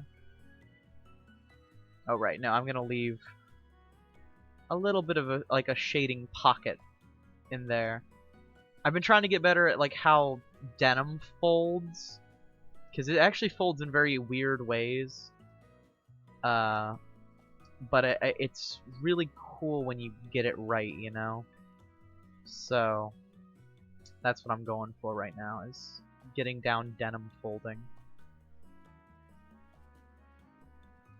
And I'm not talking about folding my clothes for my laundry. Fluffy, what a coincidence. I wanted to draw them in a space sweater we can twin. Oh my god, that's so sweet. Absolutely. Space sweater Reese. That's gonna be adorable. We still might have time I'm very close to finishing up this Lou commish, and then once this is done, I will draw the little things I was asked to do from the tips jar, and then I will draw a cute thing I have been meaning to draw and reveal part of the project that me and Reese have been working on. I'll show a little bit of what we've been going on behind the scenes, and I'll be posting tonight probably on my Patreon the big part of the designs that we were really working hard on. But yeah, I decided I don't like how much of the face is enshrouded here. Like I want a little bit more free to like breathe.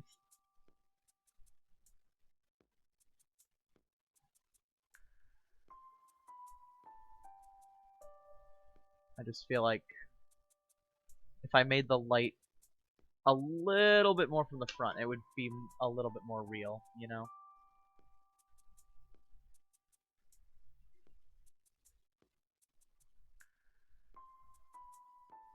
Yeah, that feels a lot better.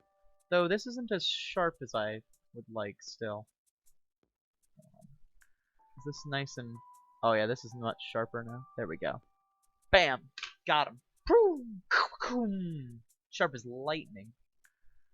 And hold on, we gotta do titty shading real quick.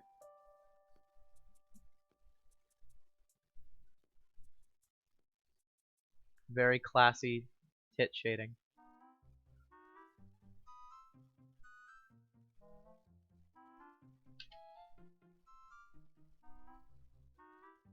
It's actually, that's too much now. First it was not enough at all, now it's too much. There we go.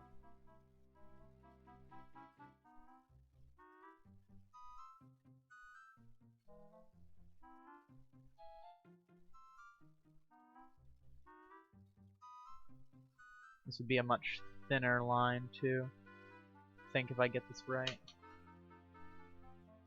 And then airbrush be even smaller, just like, or like, man, I actually don't remember. It's been so long since I've drawn like boobs. Not gonna lie. Fucking, I forget how I used to shade them proper.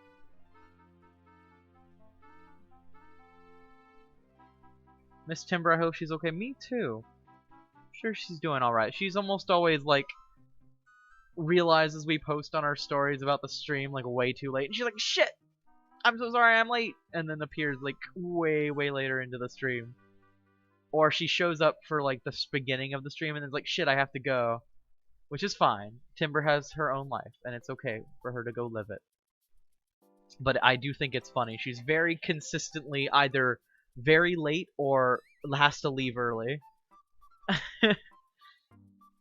She's that friend, and I think that's perfectly fine, honestly. I appreciate her support no matter what.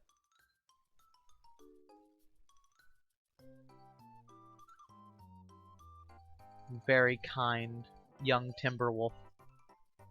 Timberfluff.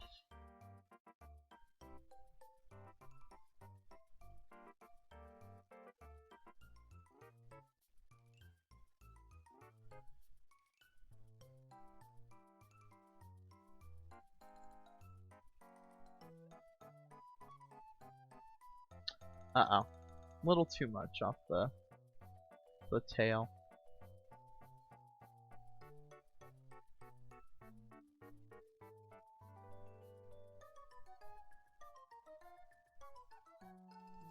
Then by the weird like lighting rules, there's always like a little bit behind because it's like light reflects really weirdly off of objects. So whenever something is hitting like the front of an object, it also will reflect off the back of an object. If I remember my lighting techniques correctly from 2D. Like the 2 times I went to my 2D classes.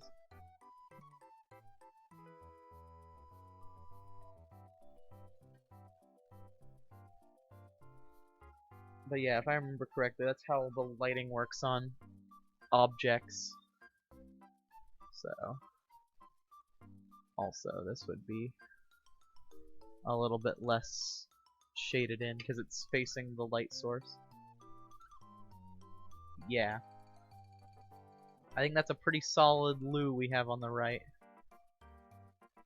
Oh, also, I think it would be ironically a little bit lighter over the eyeshadow, just based on how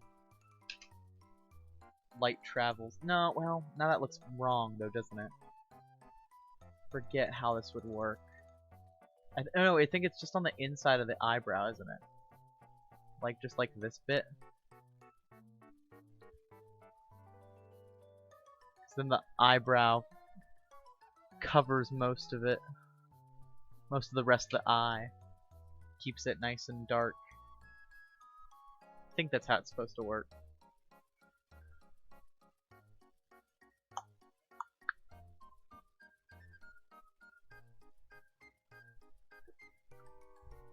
I like Timber, she's cool. I do. I agree.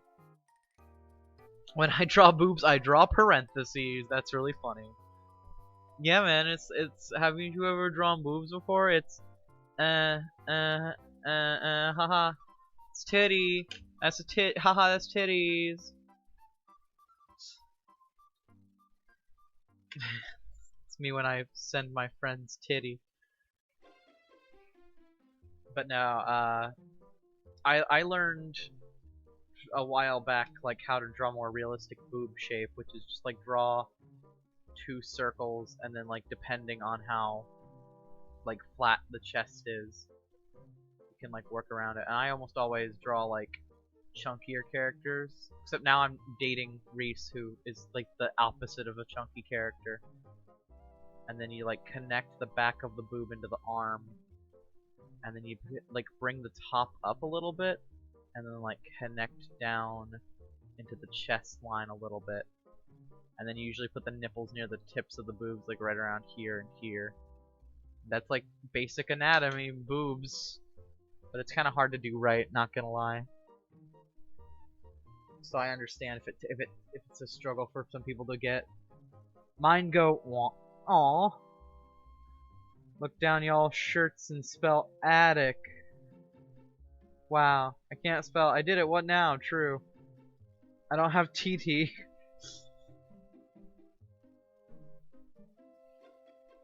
Nobody has TT. It's not real. America has lied to you. Titty is not real. I'm sorry, Captain. It was all a lie all along.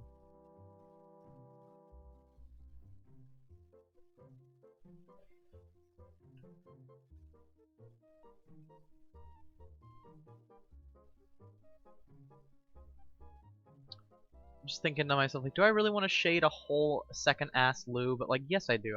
I want to be respectful of how kind they were to like patronize me. It's very nice of them. While I'm still getting my sea legs, as it were, on Twitch, to get that kind of like love and support from people who genuinely want to see me succeed. It's like really nice.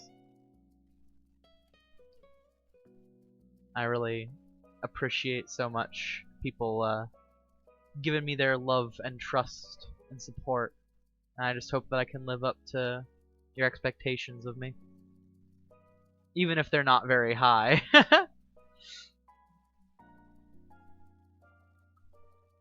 Just want to be a good artist, and I want to be able to give stuff to people and give my art and be recognized for what I can make. That's basically it.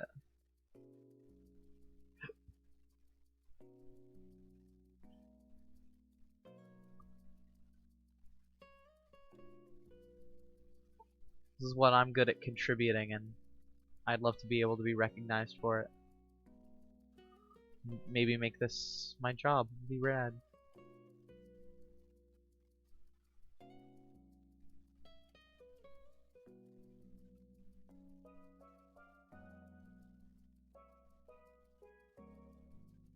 Boom. My brain's tuning out. I'm starting to go into the fluffy zone where I just tune out the world. I gotta be careful not to do that while I'm on stream though, or I'll get very boring very fast. I do it sometimes, very occasionally, and I just tune out the world. I'll step on your back if you step on mine. Okay. Wish someone would step on my shoulders because they need to be popped so bad. Damn.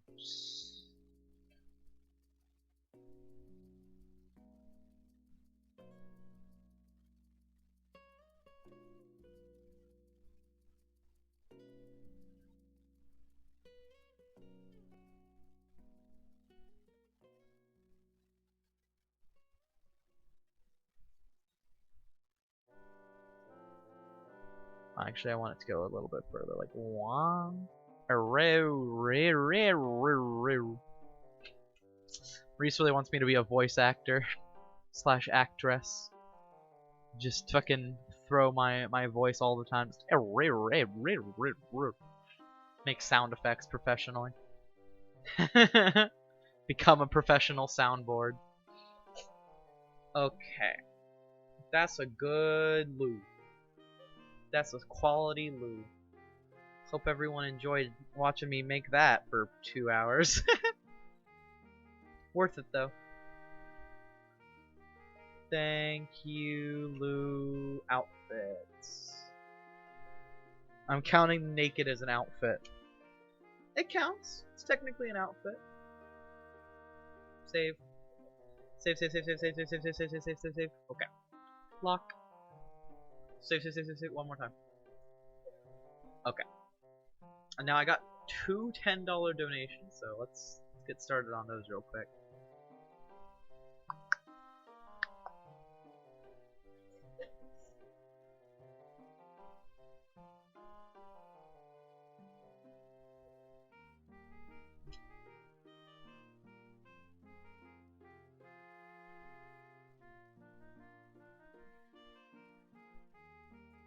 I had a friend over a very long time ago and she hurt my shoulders by making me fall and they haven't gotten better. Wow, yikes. It's like my tidal pool thing. Broke my tailbone a long time ago and it still hasn't gotten better since. Or like it like will always vaguely hurt whenever I sit down.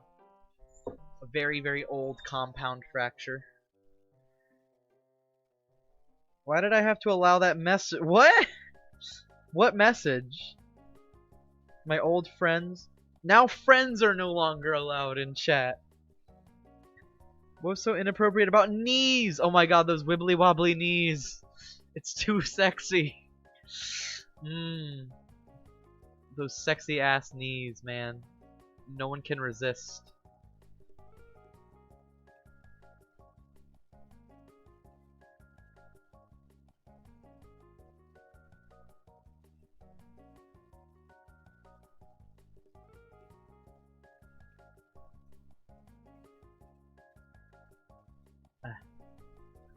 Let me zoom in a bit. Gotta get up close and personal with the deer. How to befriend deer. Get up close and personal. Immediately scare them. They run away. Back to square one. That's the start of my book, How to Make Friends with Deer. It hasn't sold very well yet because it's not very good advice. Approach deer. Deer gets scared. Deer runs away. Try again. It's like how to be a great gambler. How to become a dice rolling expert. Roll the dice. Did you get all sixes? No? Try again. Continue until success. Repeat until win.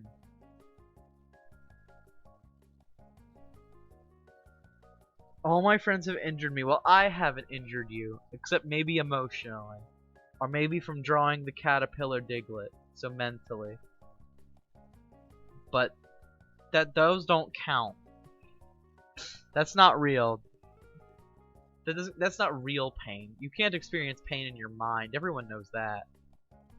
There's no such thing as psychological damage.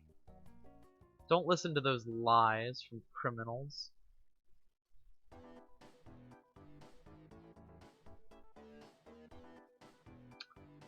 Oh my god, I didn't download the Tika ref. Okay, hold on. BRB. I gotta go to Gmail. I gotta grab the Tika ref from Debony. Sent it to me a while ago. Papui. Fire in a movie. Iron on Banarni. That's so cool.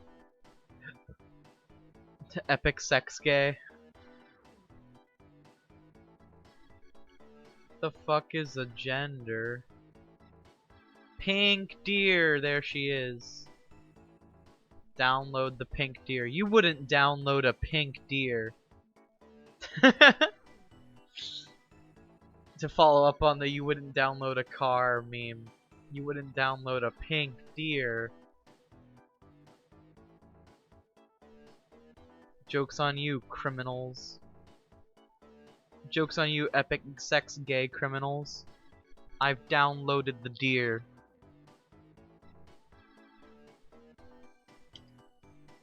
You guys have never hurt me. Aw, you're sweet.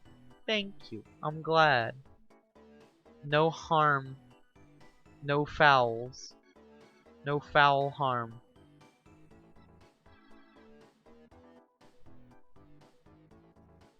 I wanna like make a proper deer.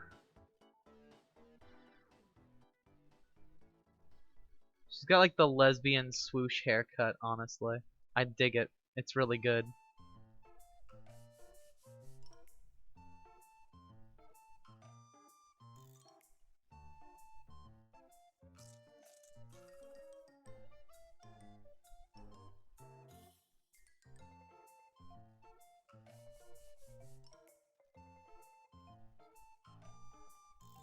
I want to do like a... I feel like she'd have like a bit of a thinner face. Cause she's like thin deer. She's a thin teak. She's a thin teacup! Tika! Tika the teacup deer.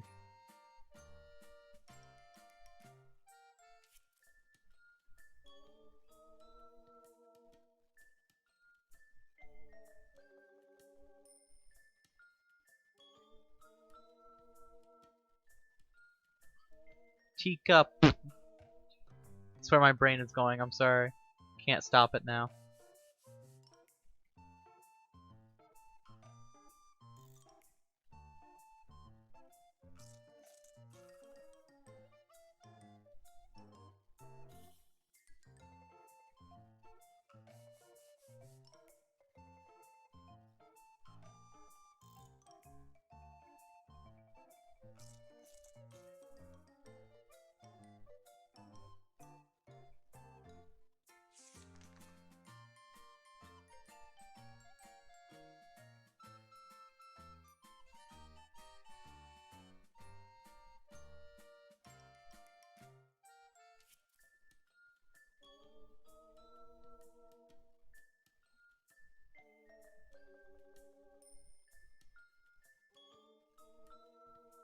And then it goes out to the sides like this.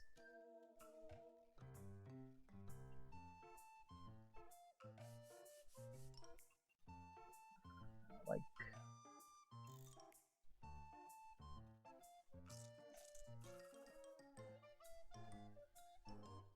Tika sounds like teacup without the p. Hi guys, say teacup without the p. No guys, don't say teacup without the p. Teacup deer is exactly what she and is and her name is based on. Oh, I didn't even know that. I just kind of put two dots together and they happen to be the exact correct two dots.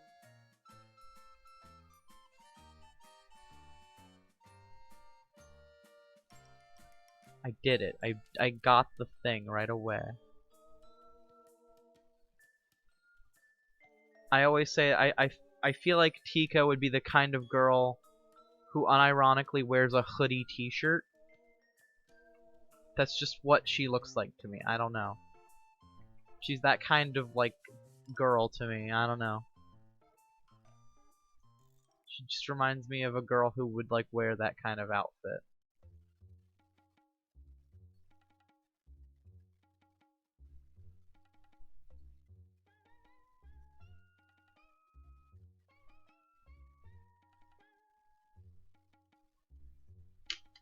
There. She's self-conscious about her teeth. Lar, why are you spot on? It's black bleached. Yeah, it would be. It would absolutely be like black tie-dye. T-shirt hoodie. So yeah, she's wearing her t-shirt hoodie and she's, why are my teeth weird? She's concerned. She's self-conscious about her teethers.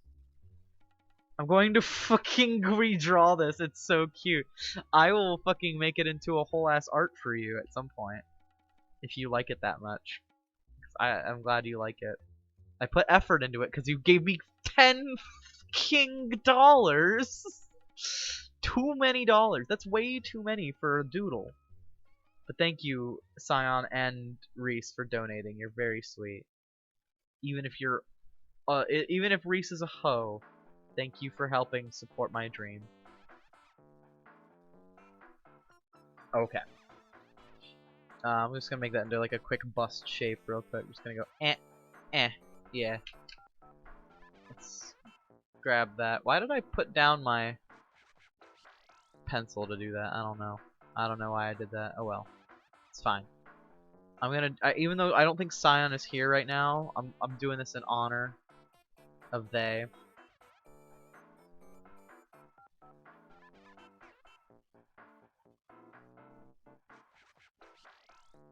A smaller doodle.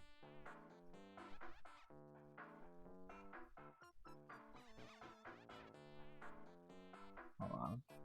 Gotta figure out a way to make that look cute and not like Rick and Morty. That might actually be impossible, but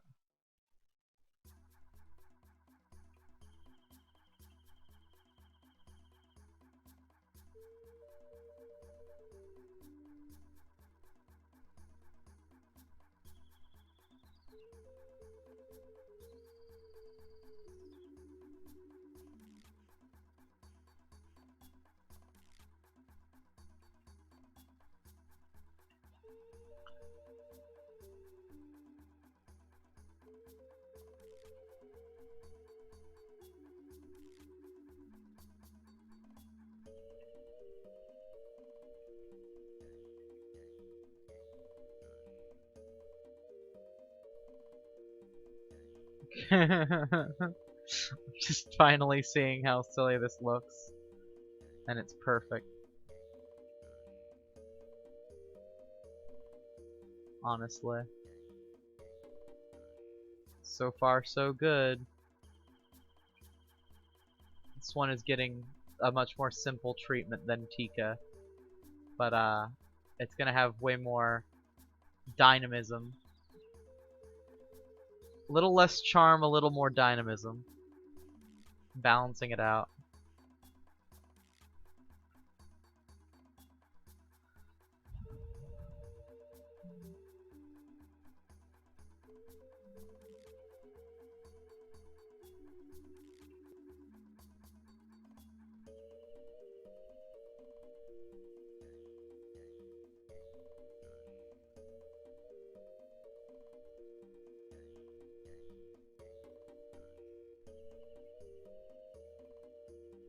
Like a little fucking smile.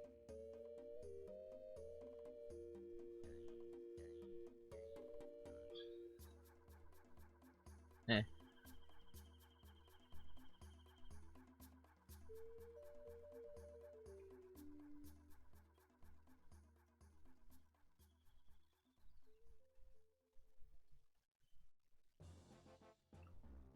How would I? Yeah. Like that. Money wad.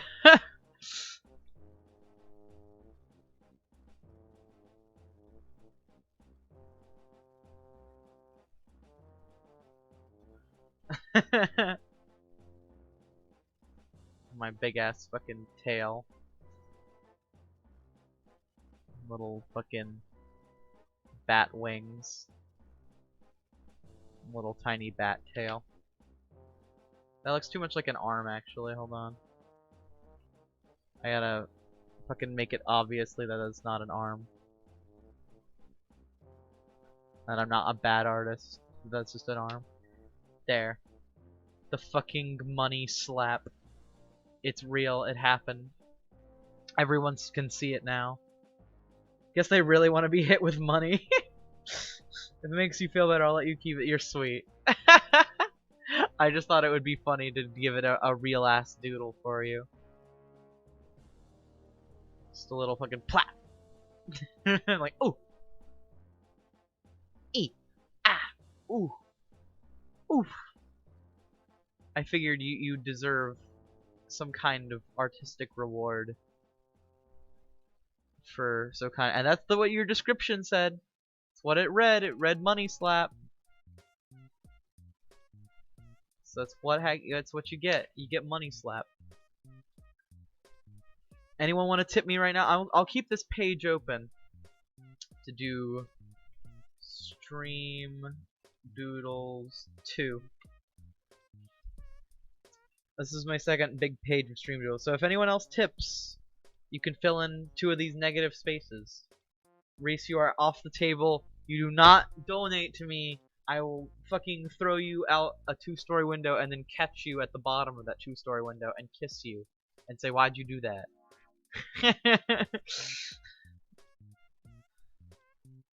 Okay. Now, I want to get started on... See, the reason Reese is especially banned from donating anymore today is because I'm doing art for her, kind of, technically. This is the first space cryptid I'm drawing for our little thing that Reese and I are working on. And her name is Seer, the Interplanetary Explorer. It's just Reese's name backwards, but it's really cute. And she's a little fucking like bug alien. And she's a character in a card game that me and Reese are making called Cryptex. Uh-oh, did she just donate to me again? Dev, no! Reese, you're off the table! No, you cannot donate more! I'm literally doing art for you right this minute! You're banned! Time yourself out. You're my only mod. Time yourself out, ma'am. You are banned. You're evil. Lart, shut the fuck up and love me. I love you very much. But I am trying to do art for you right now. And you fucking donate for me to do other art. You're evil. You're an evil thing. I'm working on your cryptid for Cryptex. We wanted to make Reese be like the tiny but weirdly powerful creature in the game. So she's the leader of the space typing.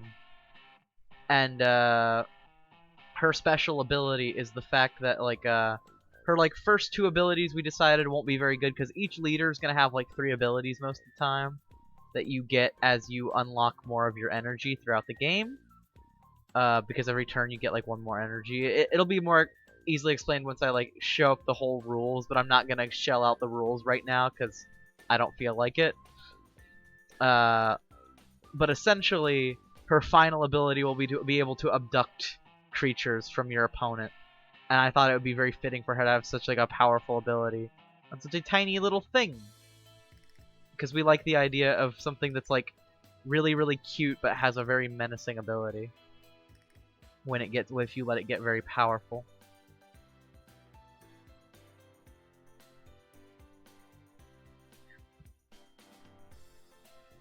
Oh, I don't care. I want T for... What the fuck? I'm drawing you, Alien Reese? Upset. Critically upset. Crucially, critically, catastrophically upset. Is it like a game? Yes, it is like a game. We're gonna be making a card game called Cryptex. And I will reveal more about it on my Patreon tonight, and eventually Reese and I will make an official announcement about it. As like a Patreon reward tier, you'll be able to get your own pack of Cryptex. But that's not coming out for a little while yet, so you didn't hear it from me. But essentially, I am making we are both making our own art for it, but I'm compiling them into these card layouts we work together on, and then we together have decided that we'll make them like a dual Patreon reward. Like both of our tiers will get access to crypt decks. Like if you get like the $10 tier on either of our Patreons, we'll like give you your own pack of our custom crypt decks. And if you are like, if we might even make like a $50 patron tier, something big, like 25 or 30, and then that person can get their own custom made crypt decks card that goes in their pack when we mail it out to them, and that could be really cool too. So we'll see. It depends on if either of our Patreons take off. Reese's has really been taken off. She's already at like almost $100 a month, but I am still at only 25. So we're getting there, though. I'm not gonna complain. I'm not trying to compare our two, because I'd rather just compare myself to my previous failure, which my previous Patreon only ever made $16 a month. So this is a step up from that. When I was a much worse artist. So comparing myself to my previous failure, I'm saying I'm doing pretty well. So yeah. Slap me with a $50 for a sweet card. Right? Yeah, that's what we were hoping for. Is like if people get into this game, it's really simple to play. It's a little bit of a mix of Magic and Bug Fables. It's you start with like 2 energy, and as the duel goes on, you progressively get 1 more energy added to your like mana pool that you're allowed to spend each turn. And there will be cards with like 0 cost to play, but then there are some cards with like 3 cost to play, or 5 cost, or 6 cost, and up to 10. The maximum cost a card can have is 10, because the maximum amount of energy you can get after your 10th turn is 10. But there are also a secondary type of card that are much more rare, but you are required to play with, called leader cards. And there's only one of them, or at least so far, one of them per element, which our elements are like city and space and stuff. And those leaders are the only monsters in the game that have effects. And they usually have effects that benefit their team style. For instance, space has a bunch of like UFO and alien themed effects and attacks. And it'll like, so the space leader has the ability to abduct opponents' stuff. And it's like, that's helpful for their team strategy. But most of the normal, like most of the other monsters, they don't have effects. They're just gonna be big numbers. Like, sometimes you'll have like, I don't know, the intergalactic space worm, which is just like a 0 cost monster that has 1 health and does 1 damage with its worm slime attack. But then you'll have a card like, the rocket turtle or something that costs 2 energy to get out, and it has like 3 health and a 2 damage attack. That's like rocket overdrive turtle. I don't know, like something simple basically. That's just like they don't really have effects, but they've got little attack names, and they all work together towards a common goal with their leader cryptid.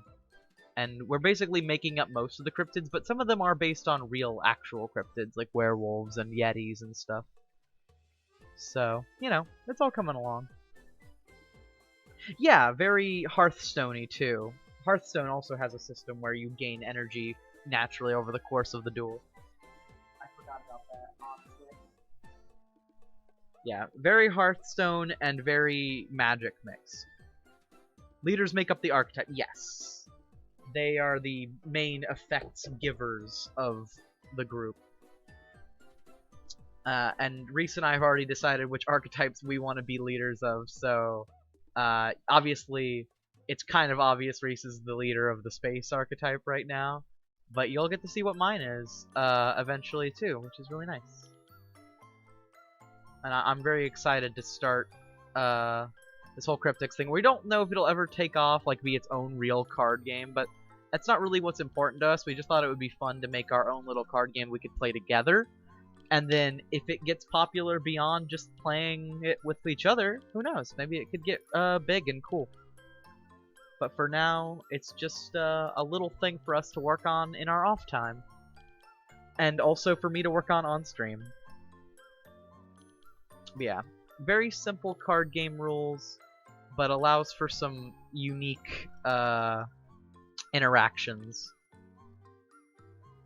Very similar to Magic, I think we're going to have like 20 health for players, and then cards have their own health, so you can target cards or players. And I think that I'm going to have it if you target players, you can block with your creatures, but if you block with your leader too many times and your leader quote-unquote dies, they don't die because your leader card can't die, but it would get knocked out, so for the next turn, you cannot defend with your leader card.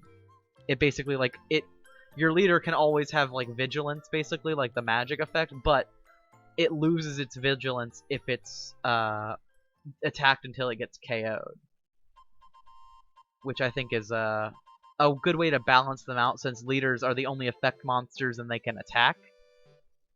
But they can also be temporarily defeated to allow your opponent to attack you directly. So if your leader is basically tying the whole team together, and if you don't have them, you're gonna get kind of screwed.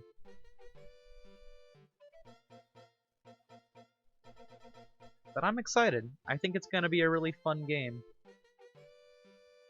You could join both of our Patreons at $20 tier and you'll have a shot at it. Yeah, true. We're only gonna take custom cards through for Patreon. Yes. That's the plan so far, is that only patrons will have access to getting custom cards. Like getting your own cryptid. Or a cryptid based on one of your characters, or, you know, whatever you'd want it to be. That gift only goes to patrons so far. But, that's also only, I think, after Reese gets to her goal of $100 a month. I don't currently have a goal of the same type, because I just, my Patreon is not as popular. But that's fine. I'm working at my own pace. And I also started later than her. So it's totally fine. It's just taken some time.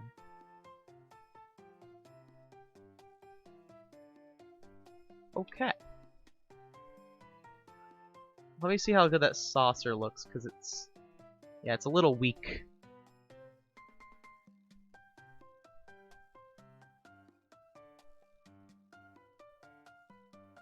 I feel like this saucer could be a little bit better.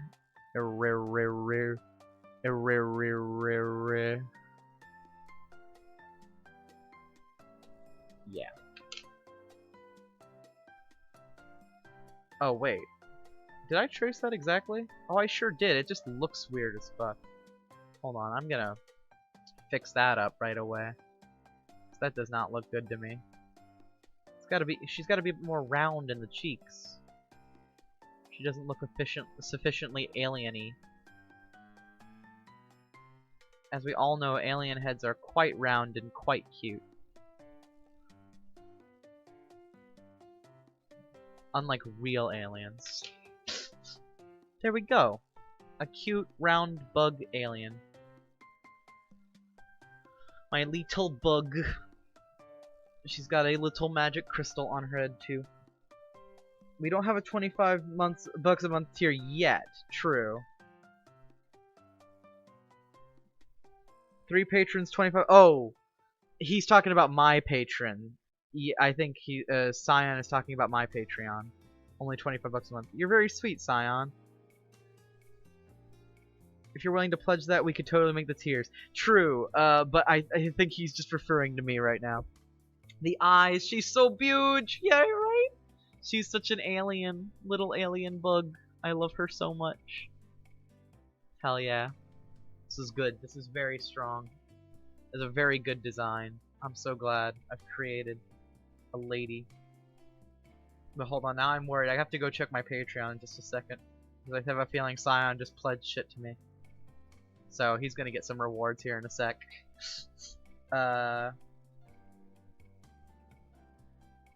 Oh no, it's gonna be Seer, the Intergalactic Explorer. And yes, you have to say it like that when you summon her. My leader is Seer.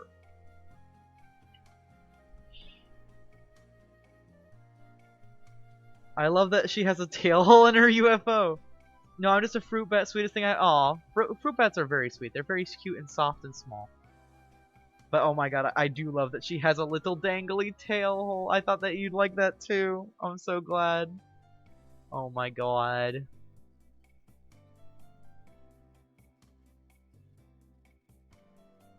Oh, so far. Oh my god, this is fucking Brawl music. What the fuck? What song is this? Trophy Gallery. Wow. I'll have to listen to that. It's so cool. It's like a relaxing version of the Smash Bros. Brawl theme. That's hilarious to me for some reason. Okay, my Patreon hasn't updated, but I'm assuming Scion is being sneaky. Sneaky fruit bat. Snack bat. Sneak bat. Snap.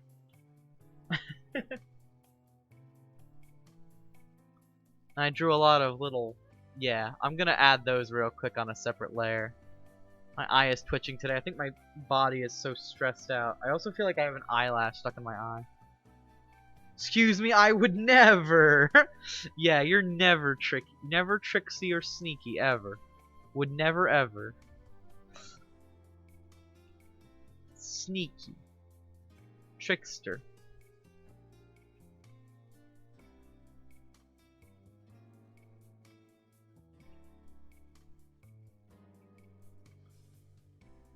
Little planet. Little thing. Can we even call it a star? It's just a thing.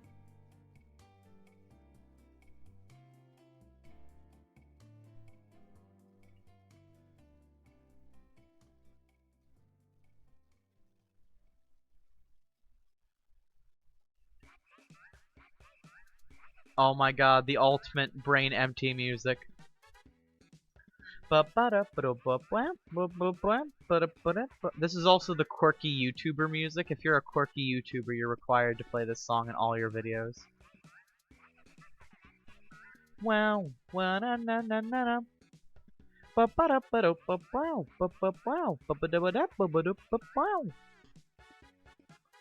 Best song in Twilight Princess other than the final boss theme. Change my mind.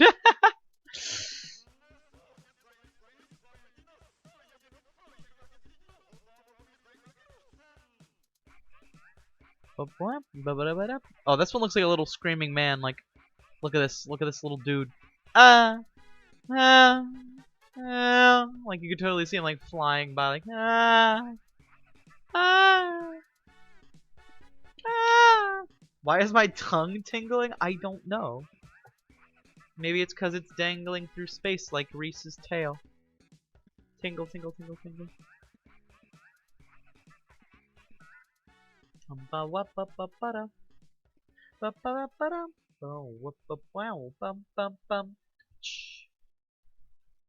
Well, that was a good little bit of brainless music. Wait, was that the end of the thing? Was that the end of the No Thoughts Head Empty music? Oh, it sure was! Best of relaxing Kirby music. Let's do it. I love relaxing Kirby music. Aw, I love this sleepy gif of Kirby. Who made this? Aw, no one's showing. I hope they didn't just rip this from someone, because that's really cute artwork. Actually, does it have a signature on it? Damn it, it doesn't. Did they crop it out? Man, that's such a good gif of Sleepy Kirby.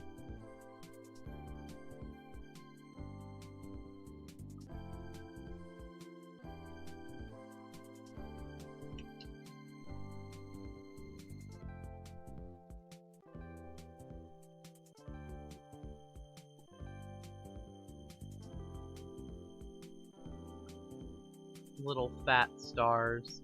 What do you know? Not even anything. They don't even know their ABCs.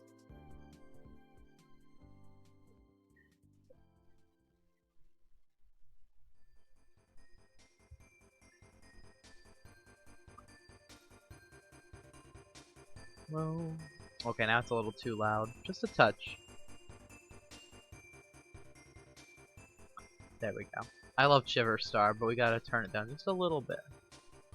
Just a touch, just a little hair. Just a micro speck. Man, I've been streaming for almost 2.5 hours. It's crazy. Had a lot of steam in me to draw tonight, apparently. Drawing does help me relax. So, sometimes I just feel like I gotta keep doing it over and over. Oh, little tail sticking out of the UFO, dragging through the stardust in the sky, flying through the air and seeing all there is in the galaxy. Okay, you openly admit to getting a $20 patron tier. Thank you, you're very sweet. That's very kind. You can always message me later and let me know like what you'd like for your Patreon commission, and you get access to all my behind the scenes stuff. So thank you so much. It's very kind.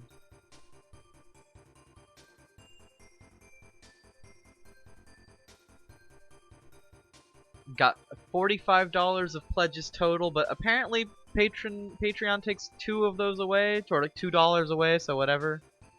Technically I only get 43, but that's fine. Thank you very much. That's so kind.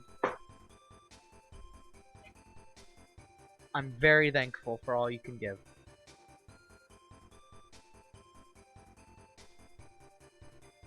You know what I was like? Okay, that sounds really sweet. A little bat pet. That's adorable. I totally would draw that. That is what I'll work on. And I'll also draw the vague but cute having fun. Cause big I always do a little bit extra for the big patrons. People who get $20 or more get big artworks. So I will work on something really nice. Prombus.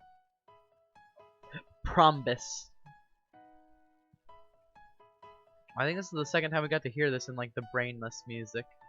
But I guess this is brainless Kirby music specifically. Love it.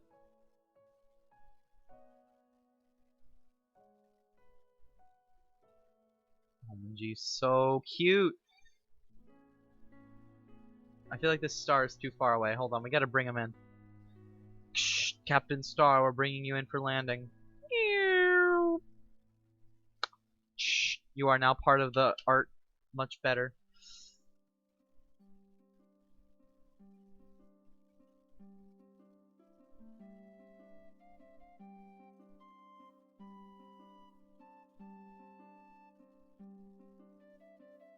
What Kirby game is this one from?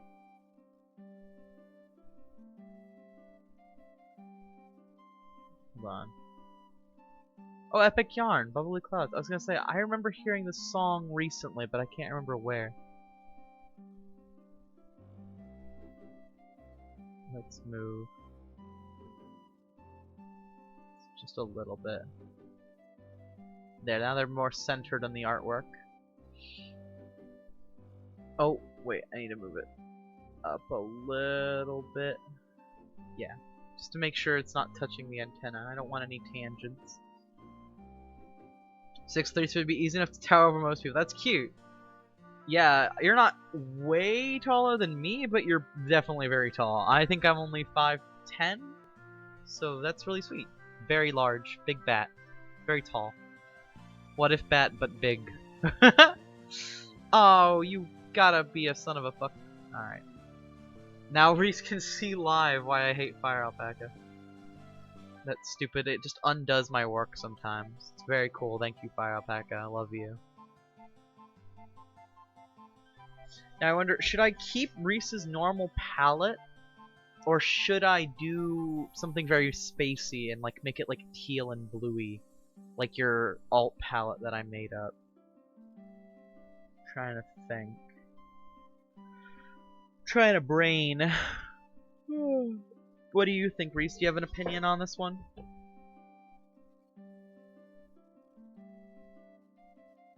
I know you're out there. I know you're drawing. Tell me what you think. Ibis Paint removes stuff for me too. Green and dark green, you got it. I think I have that palette actually. Hold on.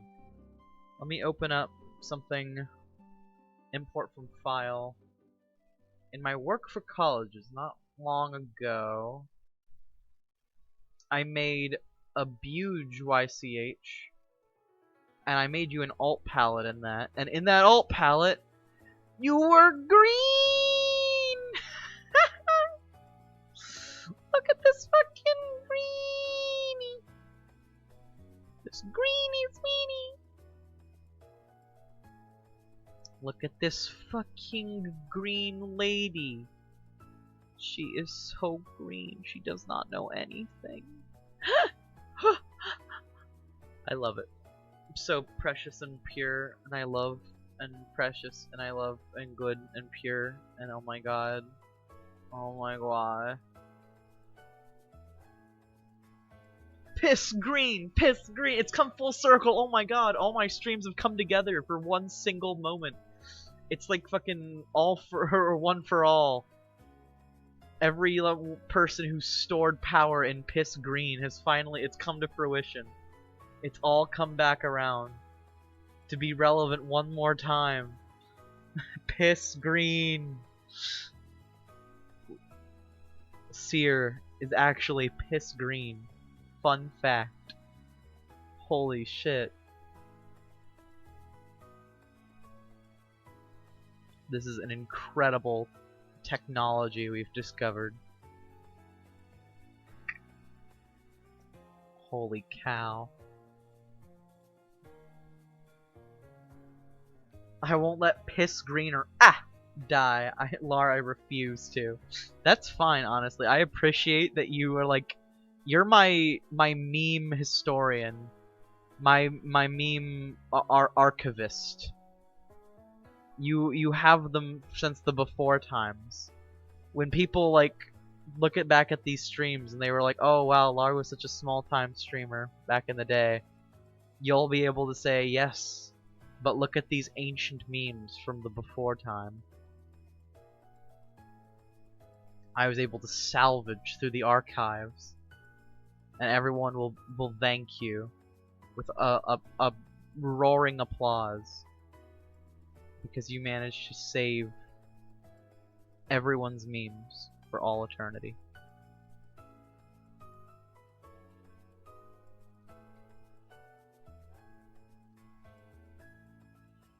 I'm committed to the bit. I respect it. I respect it so much. Thank you for your commitment. It makes me feel happy that I could have even such a weird but fun influence on people's lives. It's very silly, but also very fun that we have like our own little inside joke memes already. Very small stream family, but it is growing and it has memes. We have the memes. I think soon I'm gonna start making some emotes too. I want to make one of Ian doing a pog face, and it's gonna be called Dog Champ. We're gonna have that soon for people who want to subscribe to my Twitch channel, which would be very sweet. You don't have to, obviously. I'll probably make some of them free to use for subscribers, honestly, if I'm allowed to do that. If I can just make it free for my followers.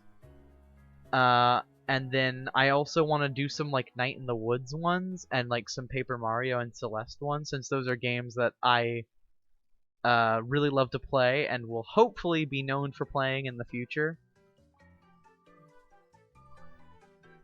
So I would love to like maybe get the May face of just like utter confusion. I love that face so much. I think you might know the one I'm thinking of, where it's like her eyes are very close, like pinched. Making me sound badass. You are badass. Did you lose the stream? I might have, honestly. Was that an art stream that happened recently? I can't even remember what stream I scrimmed. I do it in so many. I kept all the Night in the Woods streams. I downloaded all of those. I'm working on the supercut of those right now, actually.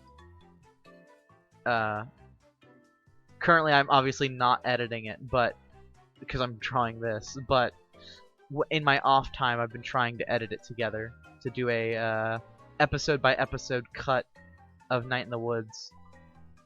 And I have the first nighttime stream I ever did. This first like late night gang art stream where that got just insane because it was the first time I was trying to get those like achievements on Twitch, and everyone was trying to help me get them at once, and it was really funny and stupid, and I loved it. It was ridiculous.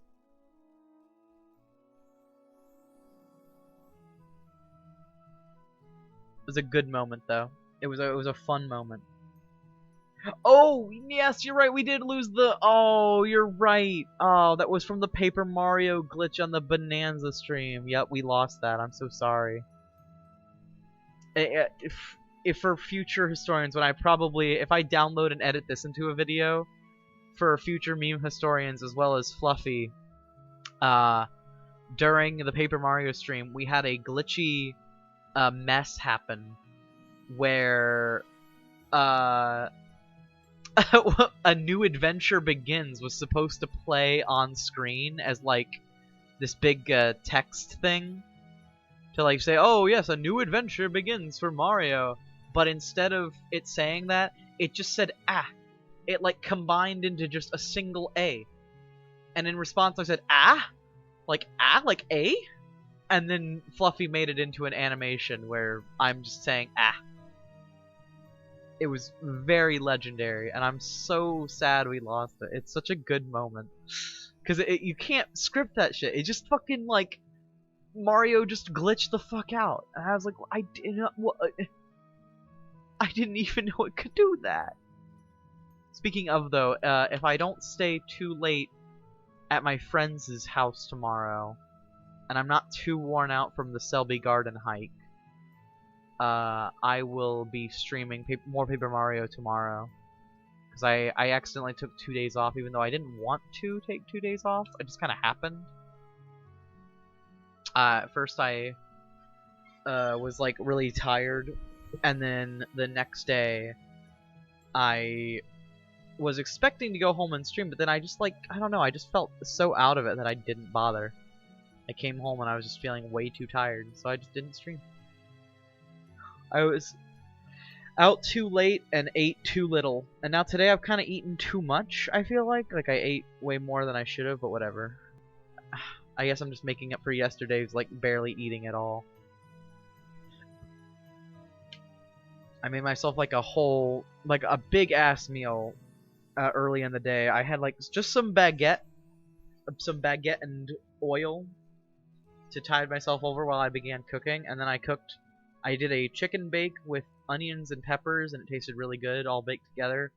And then I chopped that up, and I put it into rice, and I poured after I, like, cooked up the rice, and I poured the, like, broth that the chicken had left over into the rice, and it all came together really well.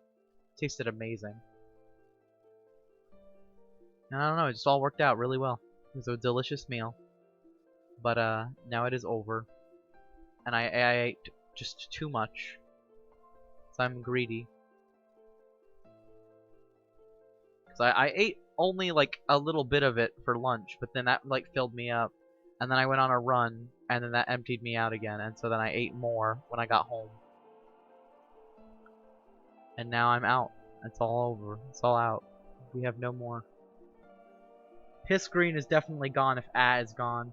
Oh, you're right. Oh, man, we lost Piss Green, too. Shit. Man, but that was such a funny stream, too. Wait, was that on a... That wasn't... No, that was also on an art stream, wasn't it? Not on a Night in the Woods stream. Damn. Damn, we lost all the good memes. I'm glad that Fluffy is here to keep the bit alive, though. That's all we have left. All we have left is our happy memories. Of Ah and Piss Green. That's all we've got. But it's all we need. It's all we need to keep the dream alive. Don't let your dreams be memes, and don't let your memes be dreams. Keep the dream alive. Laurel Sagan, 2020.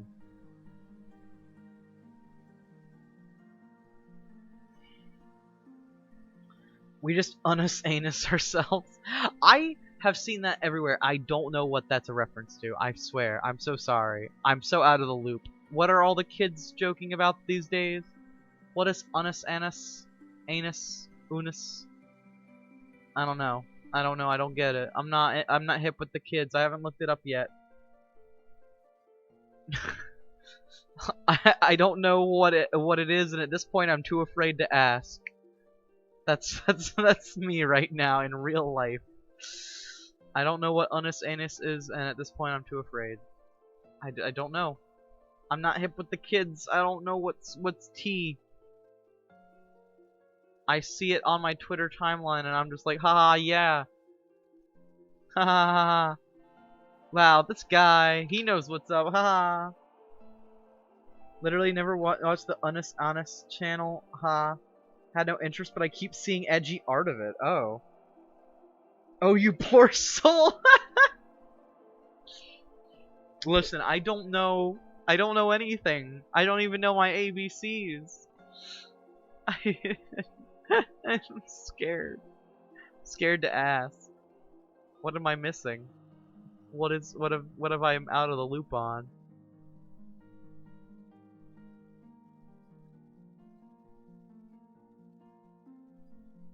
No way. Back control line. It's about death and living life to the fullest. That sounds kind of like good advice, though. Honestly, it's kind of like hedonism.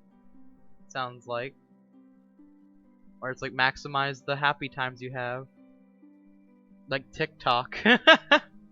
And I don't mean the app. I mean the song that I like. That's very weird and revels in sadness.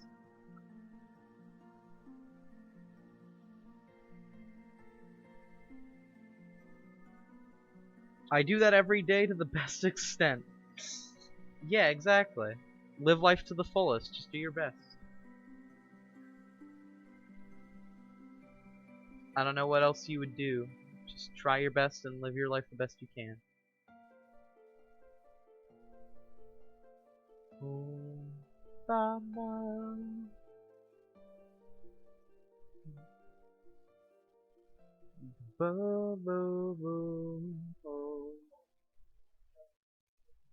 What?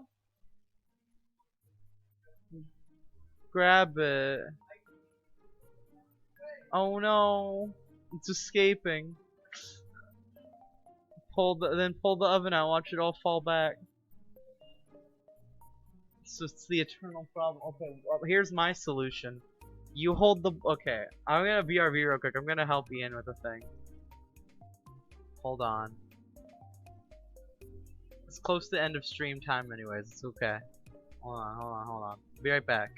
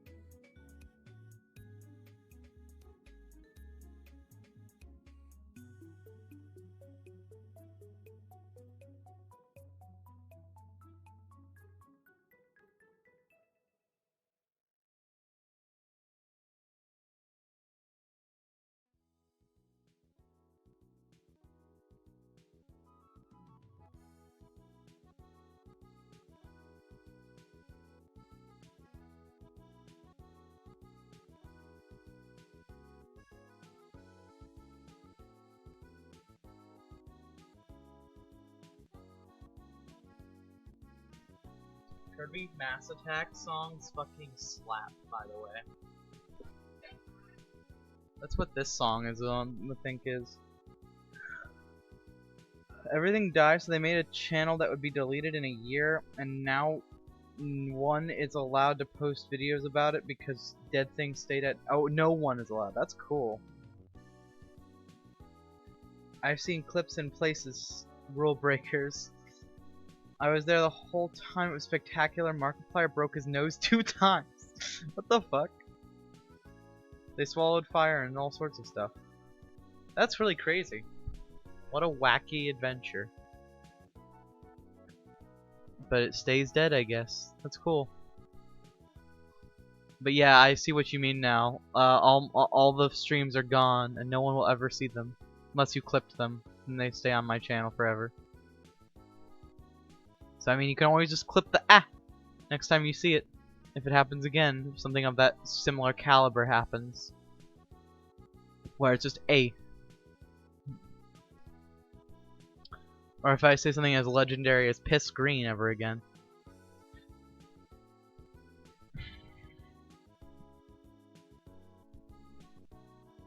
I mean, if you think about it, Piss Green is basically just the Emerald Splash. Very sorry. It will never be as good as the first A. It will not. That original A was a moment that was cosmic. Because I'm already such a fucking, like, possum in my mannerisms and shit. Where I'm just like, I'm just making sounds all the time. But that was fucking cosmic when happened live. And the world just wanted Mario himself came for me from the heavens and was like, hey! That was it. That was his message to me. He didn't say thank you. He didn't say anything. He just said, hey! Thank you so much for playing my game. Hey! That part of thank you for so much for playing my game. Just the aim part of A. That's it. That's it. It's the whole thing. It's his message. Yay!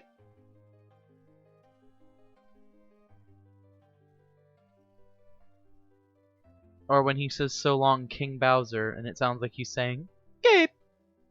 So long, Gabe! Gabe! Gabe, Gabe, Gabe, Gabe!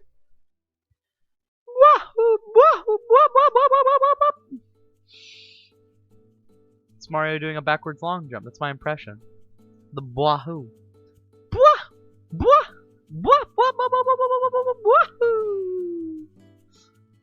Infinite fucking sounds snap back to reality from my wahoos.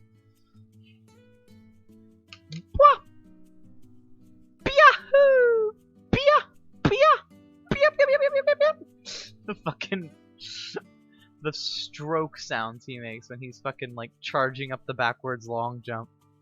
Legendary.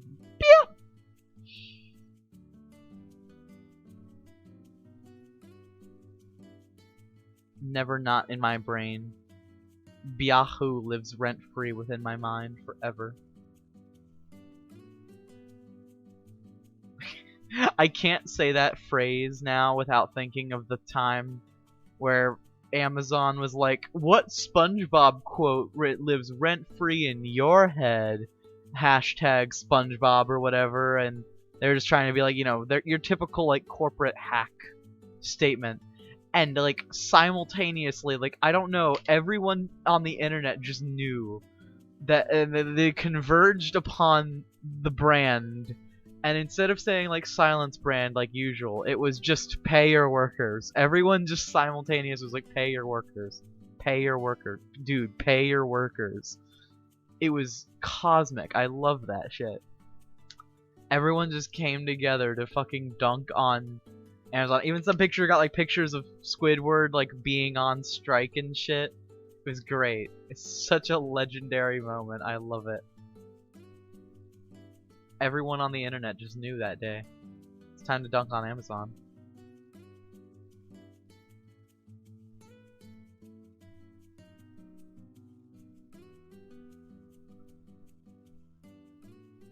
And I don't know. I'm just proud of society for coming together and dunking on Amazon just as a rule. I think it's good. It's wholesome. Wholesome content. Heard they removed the gay part of throwing Bowser. Yeah, I heard that too. They cut the King Bowser, the thing that he's trying to actually say. So long, King Bowser. I think they did cut it. It's a shame. Because, man, the gay Bowser is such a legendary line.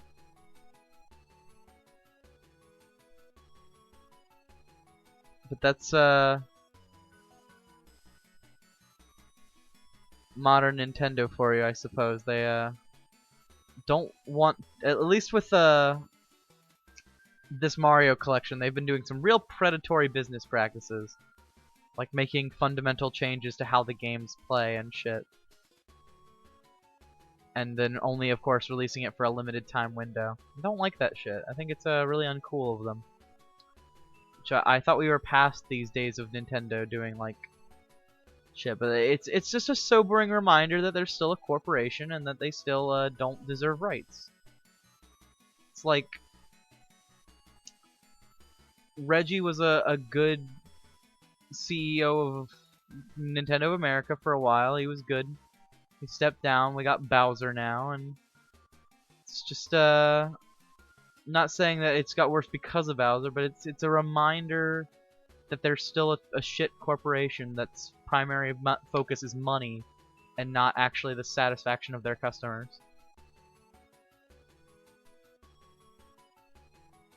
And that even companies that you think are nice are not above predatory business practices.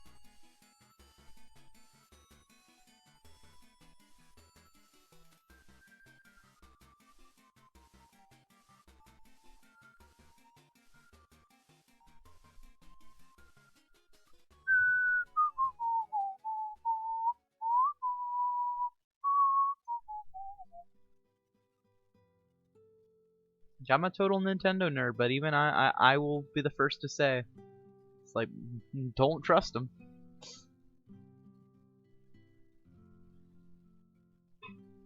No person would assert it was their freckles, but I assume it's because the alien on their face is made of mint chocolate chip cookie. That would be amazing. I love mint chocolate chip ice cream. I would hope so. I hope that Reese is mint flavored. This is definitely my Choco Mint Doggy. Yes, very true. Well, now it's really Choco Mint because it's the alt colors to be all greeny, greeny fluff ball. Very minty, mint chocolate chip cookie, mint chocolate chip ice cream. My favorite. Ironically, Reese does not like mint choco chip ice cream, but it is very good. It's the best ice cream. Chocolate's pepper dogs. Well, she's a chocolate dog. Balances out.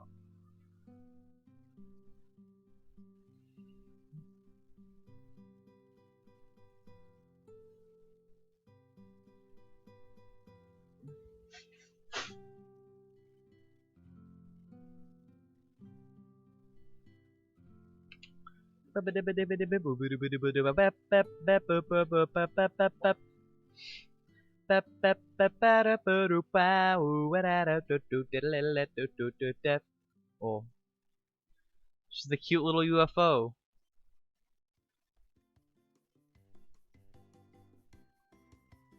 Cute little UFO attacks.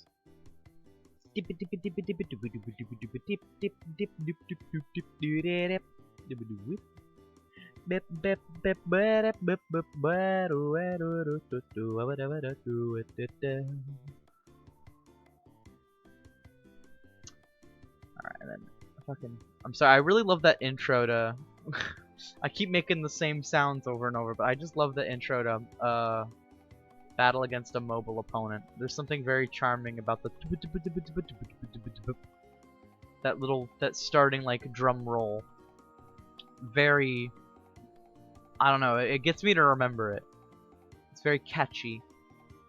Sticks in your brain, sticky, brain sticky.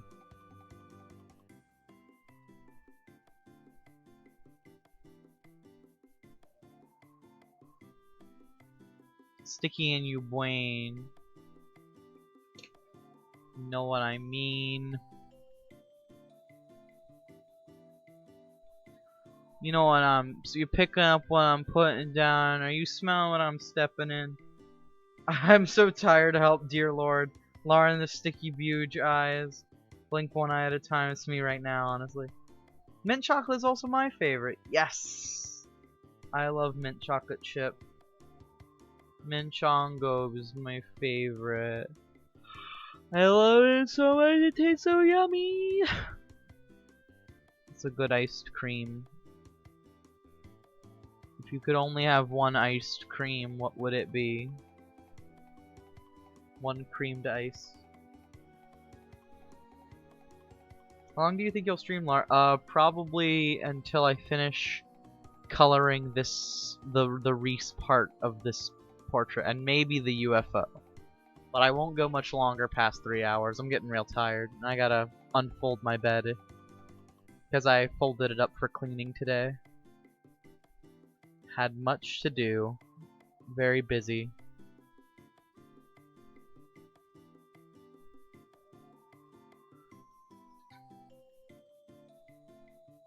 Whoa, whoa, whoa, whoa, whoa, whoa, oh, whoa, oh, whoa, whoa, whoa, oh, whoa, oh, whoa, oh, whoa, oh, whoa. Plonk. Plonkin' and clappin' and plumpkin.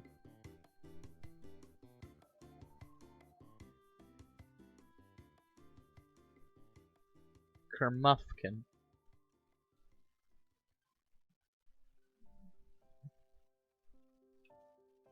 Just came up with some adorable leg warmers for my character's outfit. That sounds adorable. I wanna see. After I finish this mint chocolate chip doggy.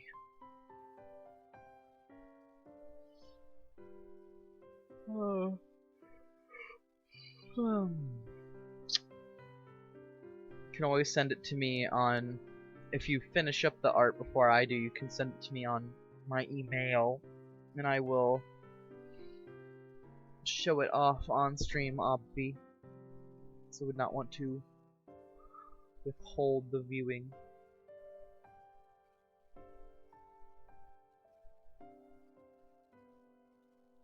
I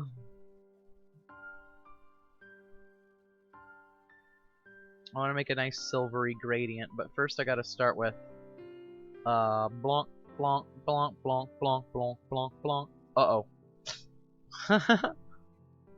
Whoopsie doodles. Again, I'm making accidental deep cuts to roly poly olies again.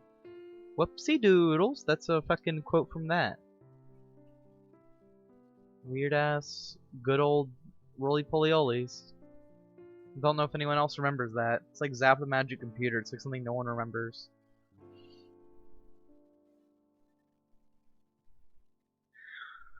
That shouldn't be condemned to obscurity because it's kind of just weirdly nostalgic and worth remembering.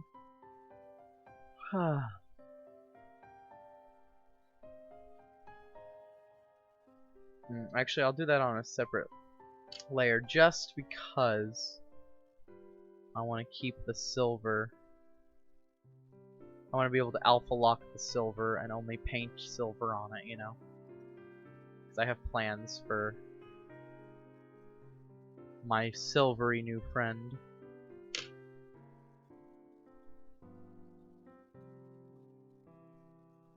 Well, I'm not a gamer. Maybe they'll take me seriously. Sorry, it made me think of silver because I'm talking about making this ship silvery. That just makes you a beta cuck. Sending you the email. Oh my god, you're so fast. How are you so good at art? Well, let me color in the end of this and then I'm gonna do the gradient and then we'll be done with streaming for the night. And I will pull up the thingy real quick. I think for now I'm just gonna make Reese's shirt pink until I think of a better substitute, because pink is like her favorite shirt color right now for unknown reasons. In air quotes. Unknown. We could never know why. Why was she her favorite? Nobody could know. No one knows. No one knows her cute nose. Okay, hold on. Email. Open Sesame. It's a loud outfit. I haven't gotten it yet, it looks like.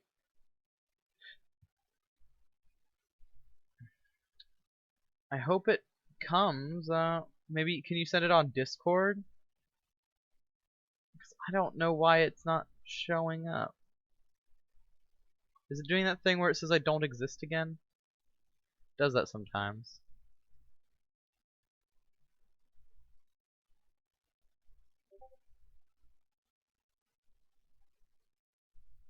Oh, but don't. Is that you? New. Oh, it is. It's the Fluffy. Oh my god. Oh, it's the star sweater. Taste the star. Hold on. Let me. Oh, did the music just end? Oh, it sure did. Best of relaxing Kirby music too. Nutty room. Hold on, hold on, hold on, hold on. I'm going to the nutty room right now because this art's so good. I'm gonna nut. Sorry, that's weird. But look at how cute! It says I don't exist. Wow, it's very good at that. Look at how fluffy. Maybe I actually mistyped my own email in the tip jar segment, but I'm sure it's fine. Look at how bright it is. The leg warmers. They are so colorful. Let us zoom in. I like this thing. Like the pantyhose that are also like little astronomy things. What is that called again? It's like a mobile, I think. A little mobile. They spin around. I love the little alien, the invaders, the space invaders on the left, and then the little rockets on the right. That's so cute. And then the stars and like the galactic shorts. That's so good. I love that. It all comes together really pretty. It's such a good theme for a character outfit, honestly. That's just awesome. Very cool. I love it. That's the best. I left for 1 sec. Oh no! Right? It's so good. Reese came back just in time to see how beautiful. Oh, I love the galactic theming. It's so good. Yeah. Okay, let's go back real quick and let's finish up the gradient on this little UFO. And then we will be done streaming for the night. We got plenty done. And I'm very tired. And I still gotta post about the behind the scenes stuff for Cryptex on my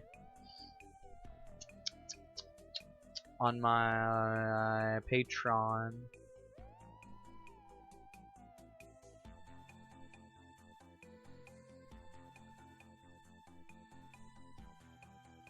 Airbrush.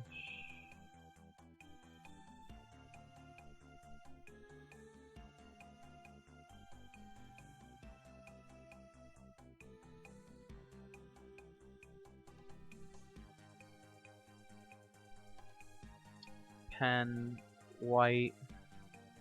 Haha, pen 15? What's pen 15 minus pen 5?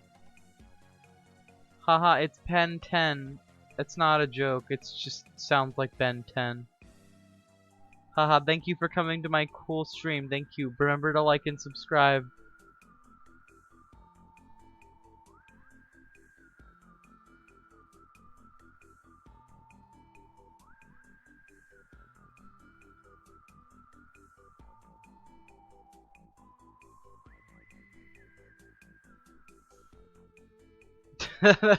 That's just where I was leaving it for a while in my brain.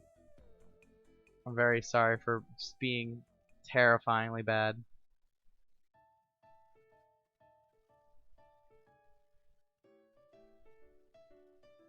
No, I like the cool gray actually. I was trying to see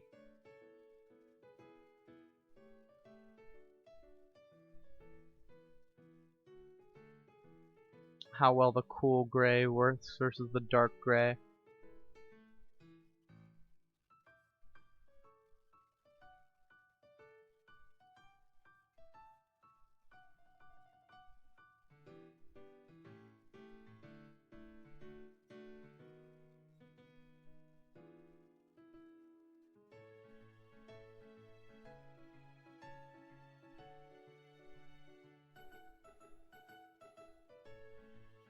There we go. Well, Well,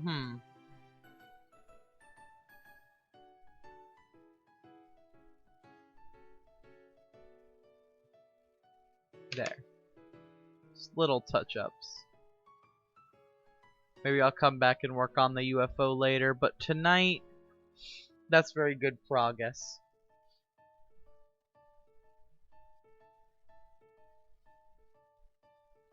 I can't wait for Lar YouTube. Oh my god, thank you, you're so sweet.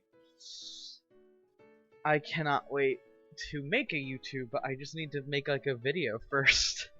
And then, or maybe I might just start posting VODs so that I don't lose them. Because it would be really nice to just have like an archive of all the VODs.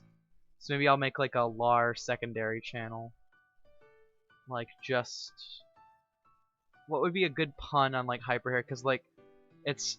Grapefruit has the perfect like double channel names where his primary channel is Grapefruit. And then his secondary channel is called Fruit Salad. And like, that's genius. I want something like that. I'd love my second channel to be called like something punned off of Lar Hyperhair. Lair. Why did I have to allow that? It was wholesome. Wait, what? Lar YouTube? Is that what it held you back from talking about YouTube? That's kind of hilarious if so. It banned YouTube.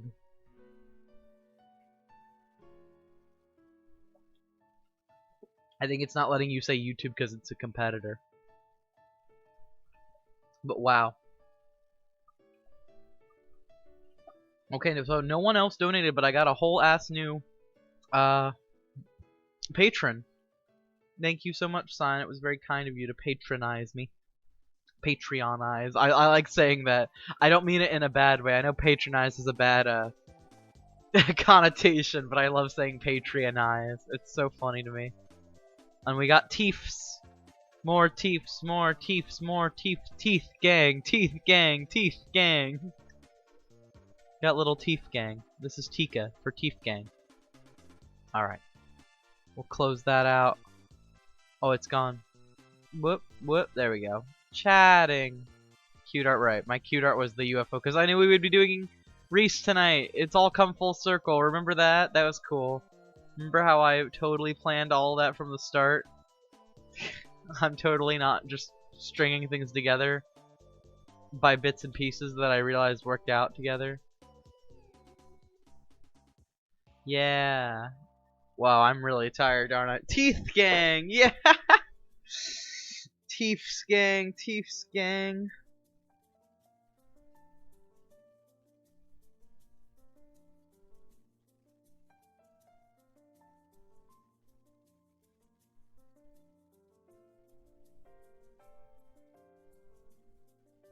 Wait, what did you have to allow? Because it says add blocked term nigh. It's kind of has a bad word thing on it. But yeah, that was a really fun stream. I'm very tired. Thank you all for coming out. It was a lot of fun. But I think it is time for bed. Everyone get good sleeps. And thanks again. Unfold your beds. Scream at the sky. Have pleasant dreams. What? Think of pleasant nonsense? Is that the meme? I think that's it. Think pleasant nonsense. Have a good night.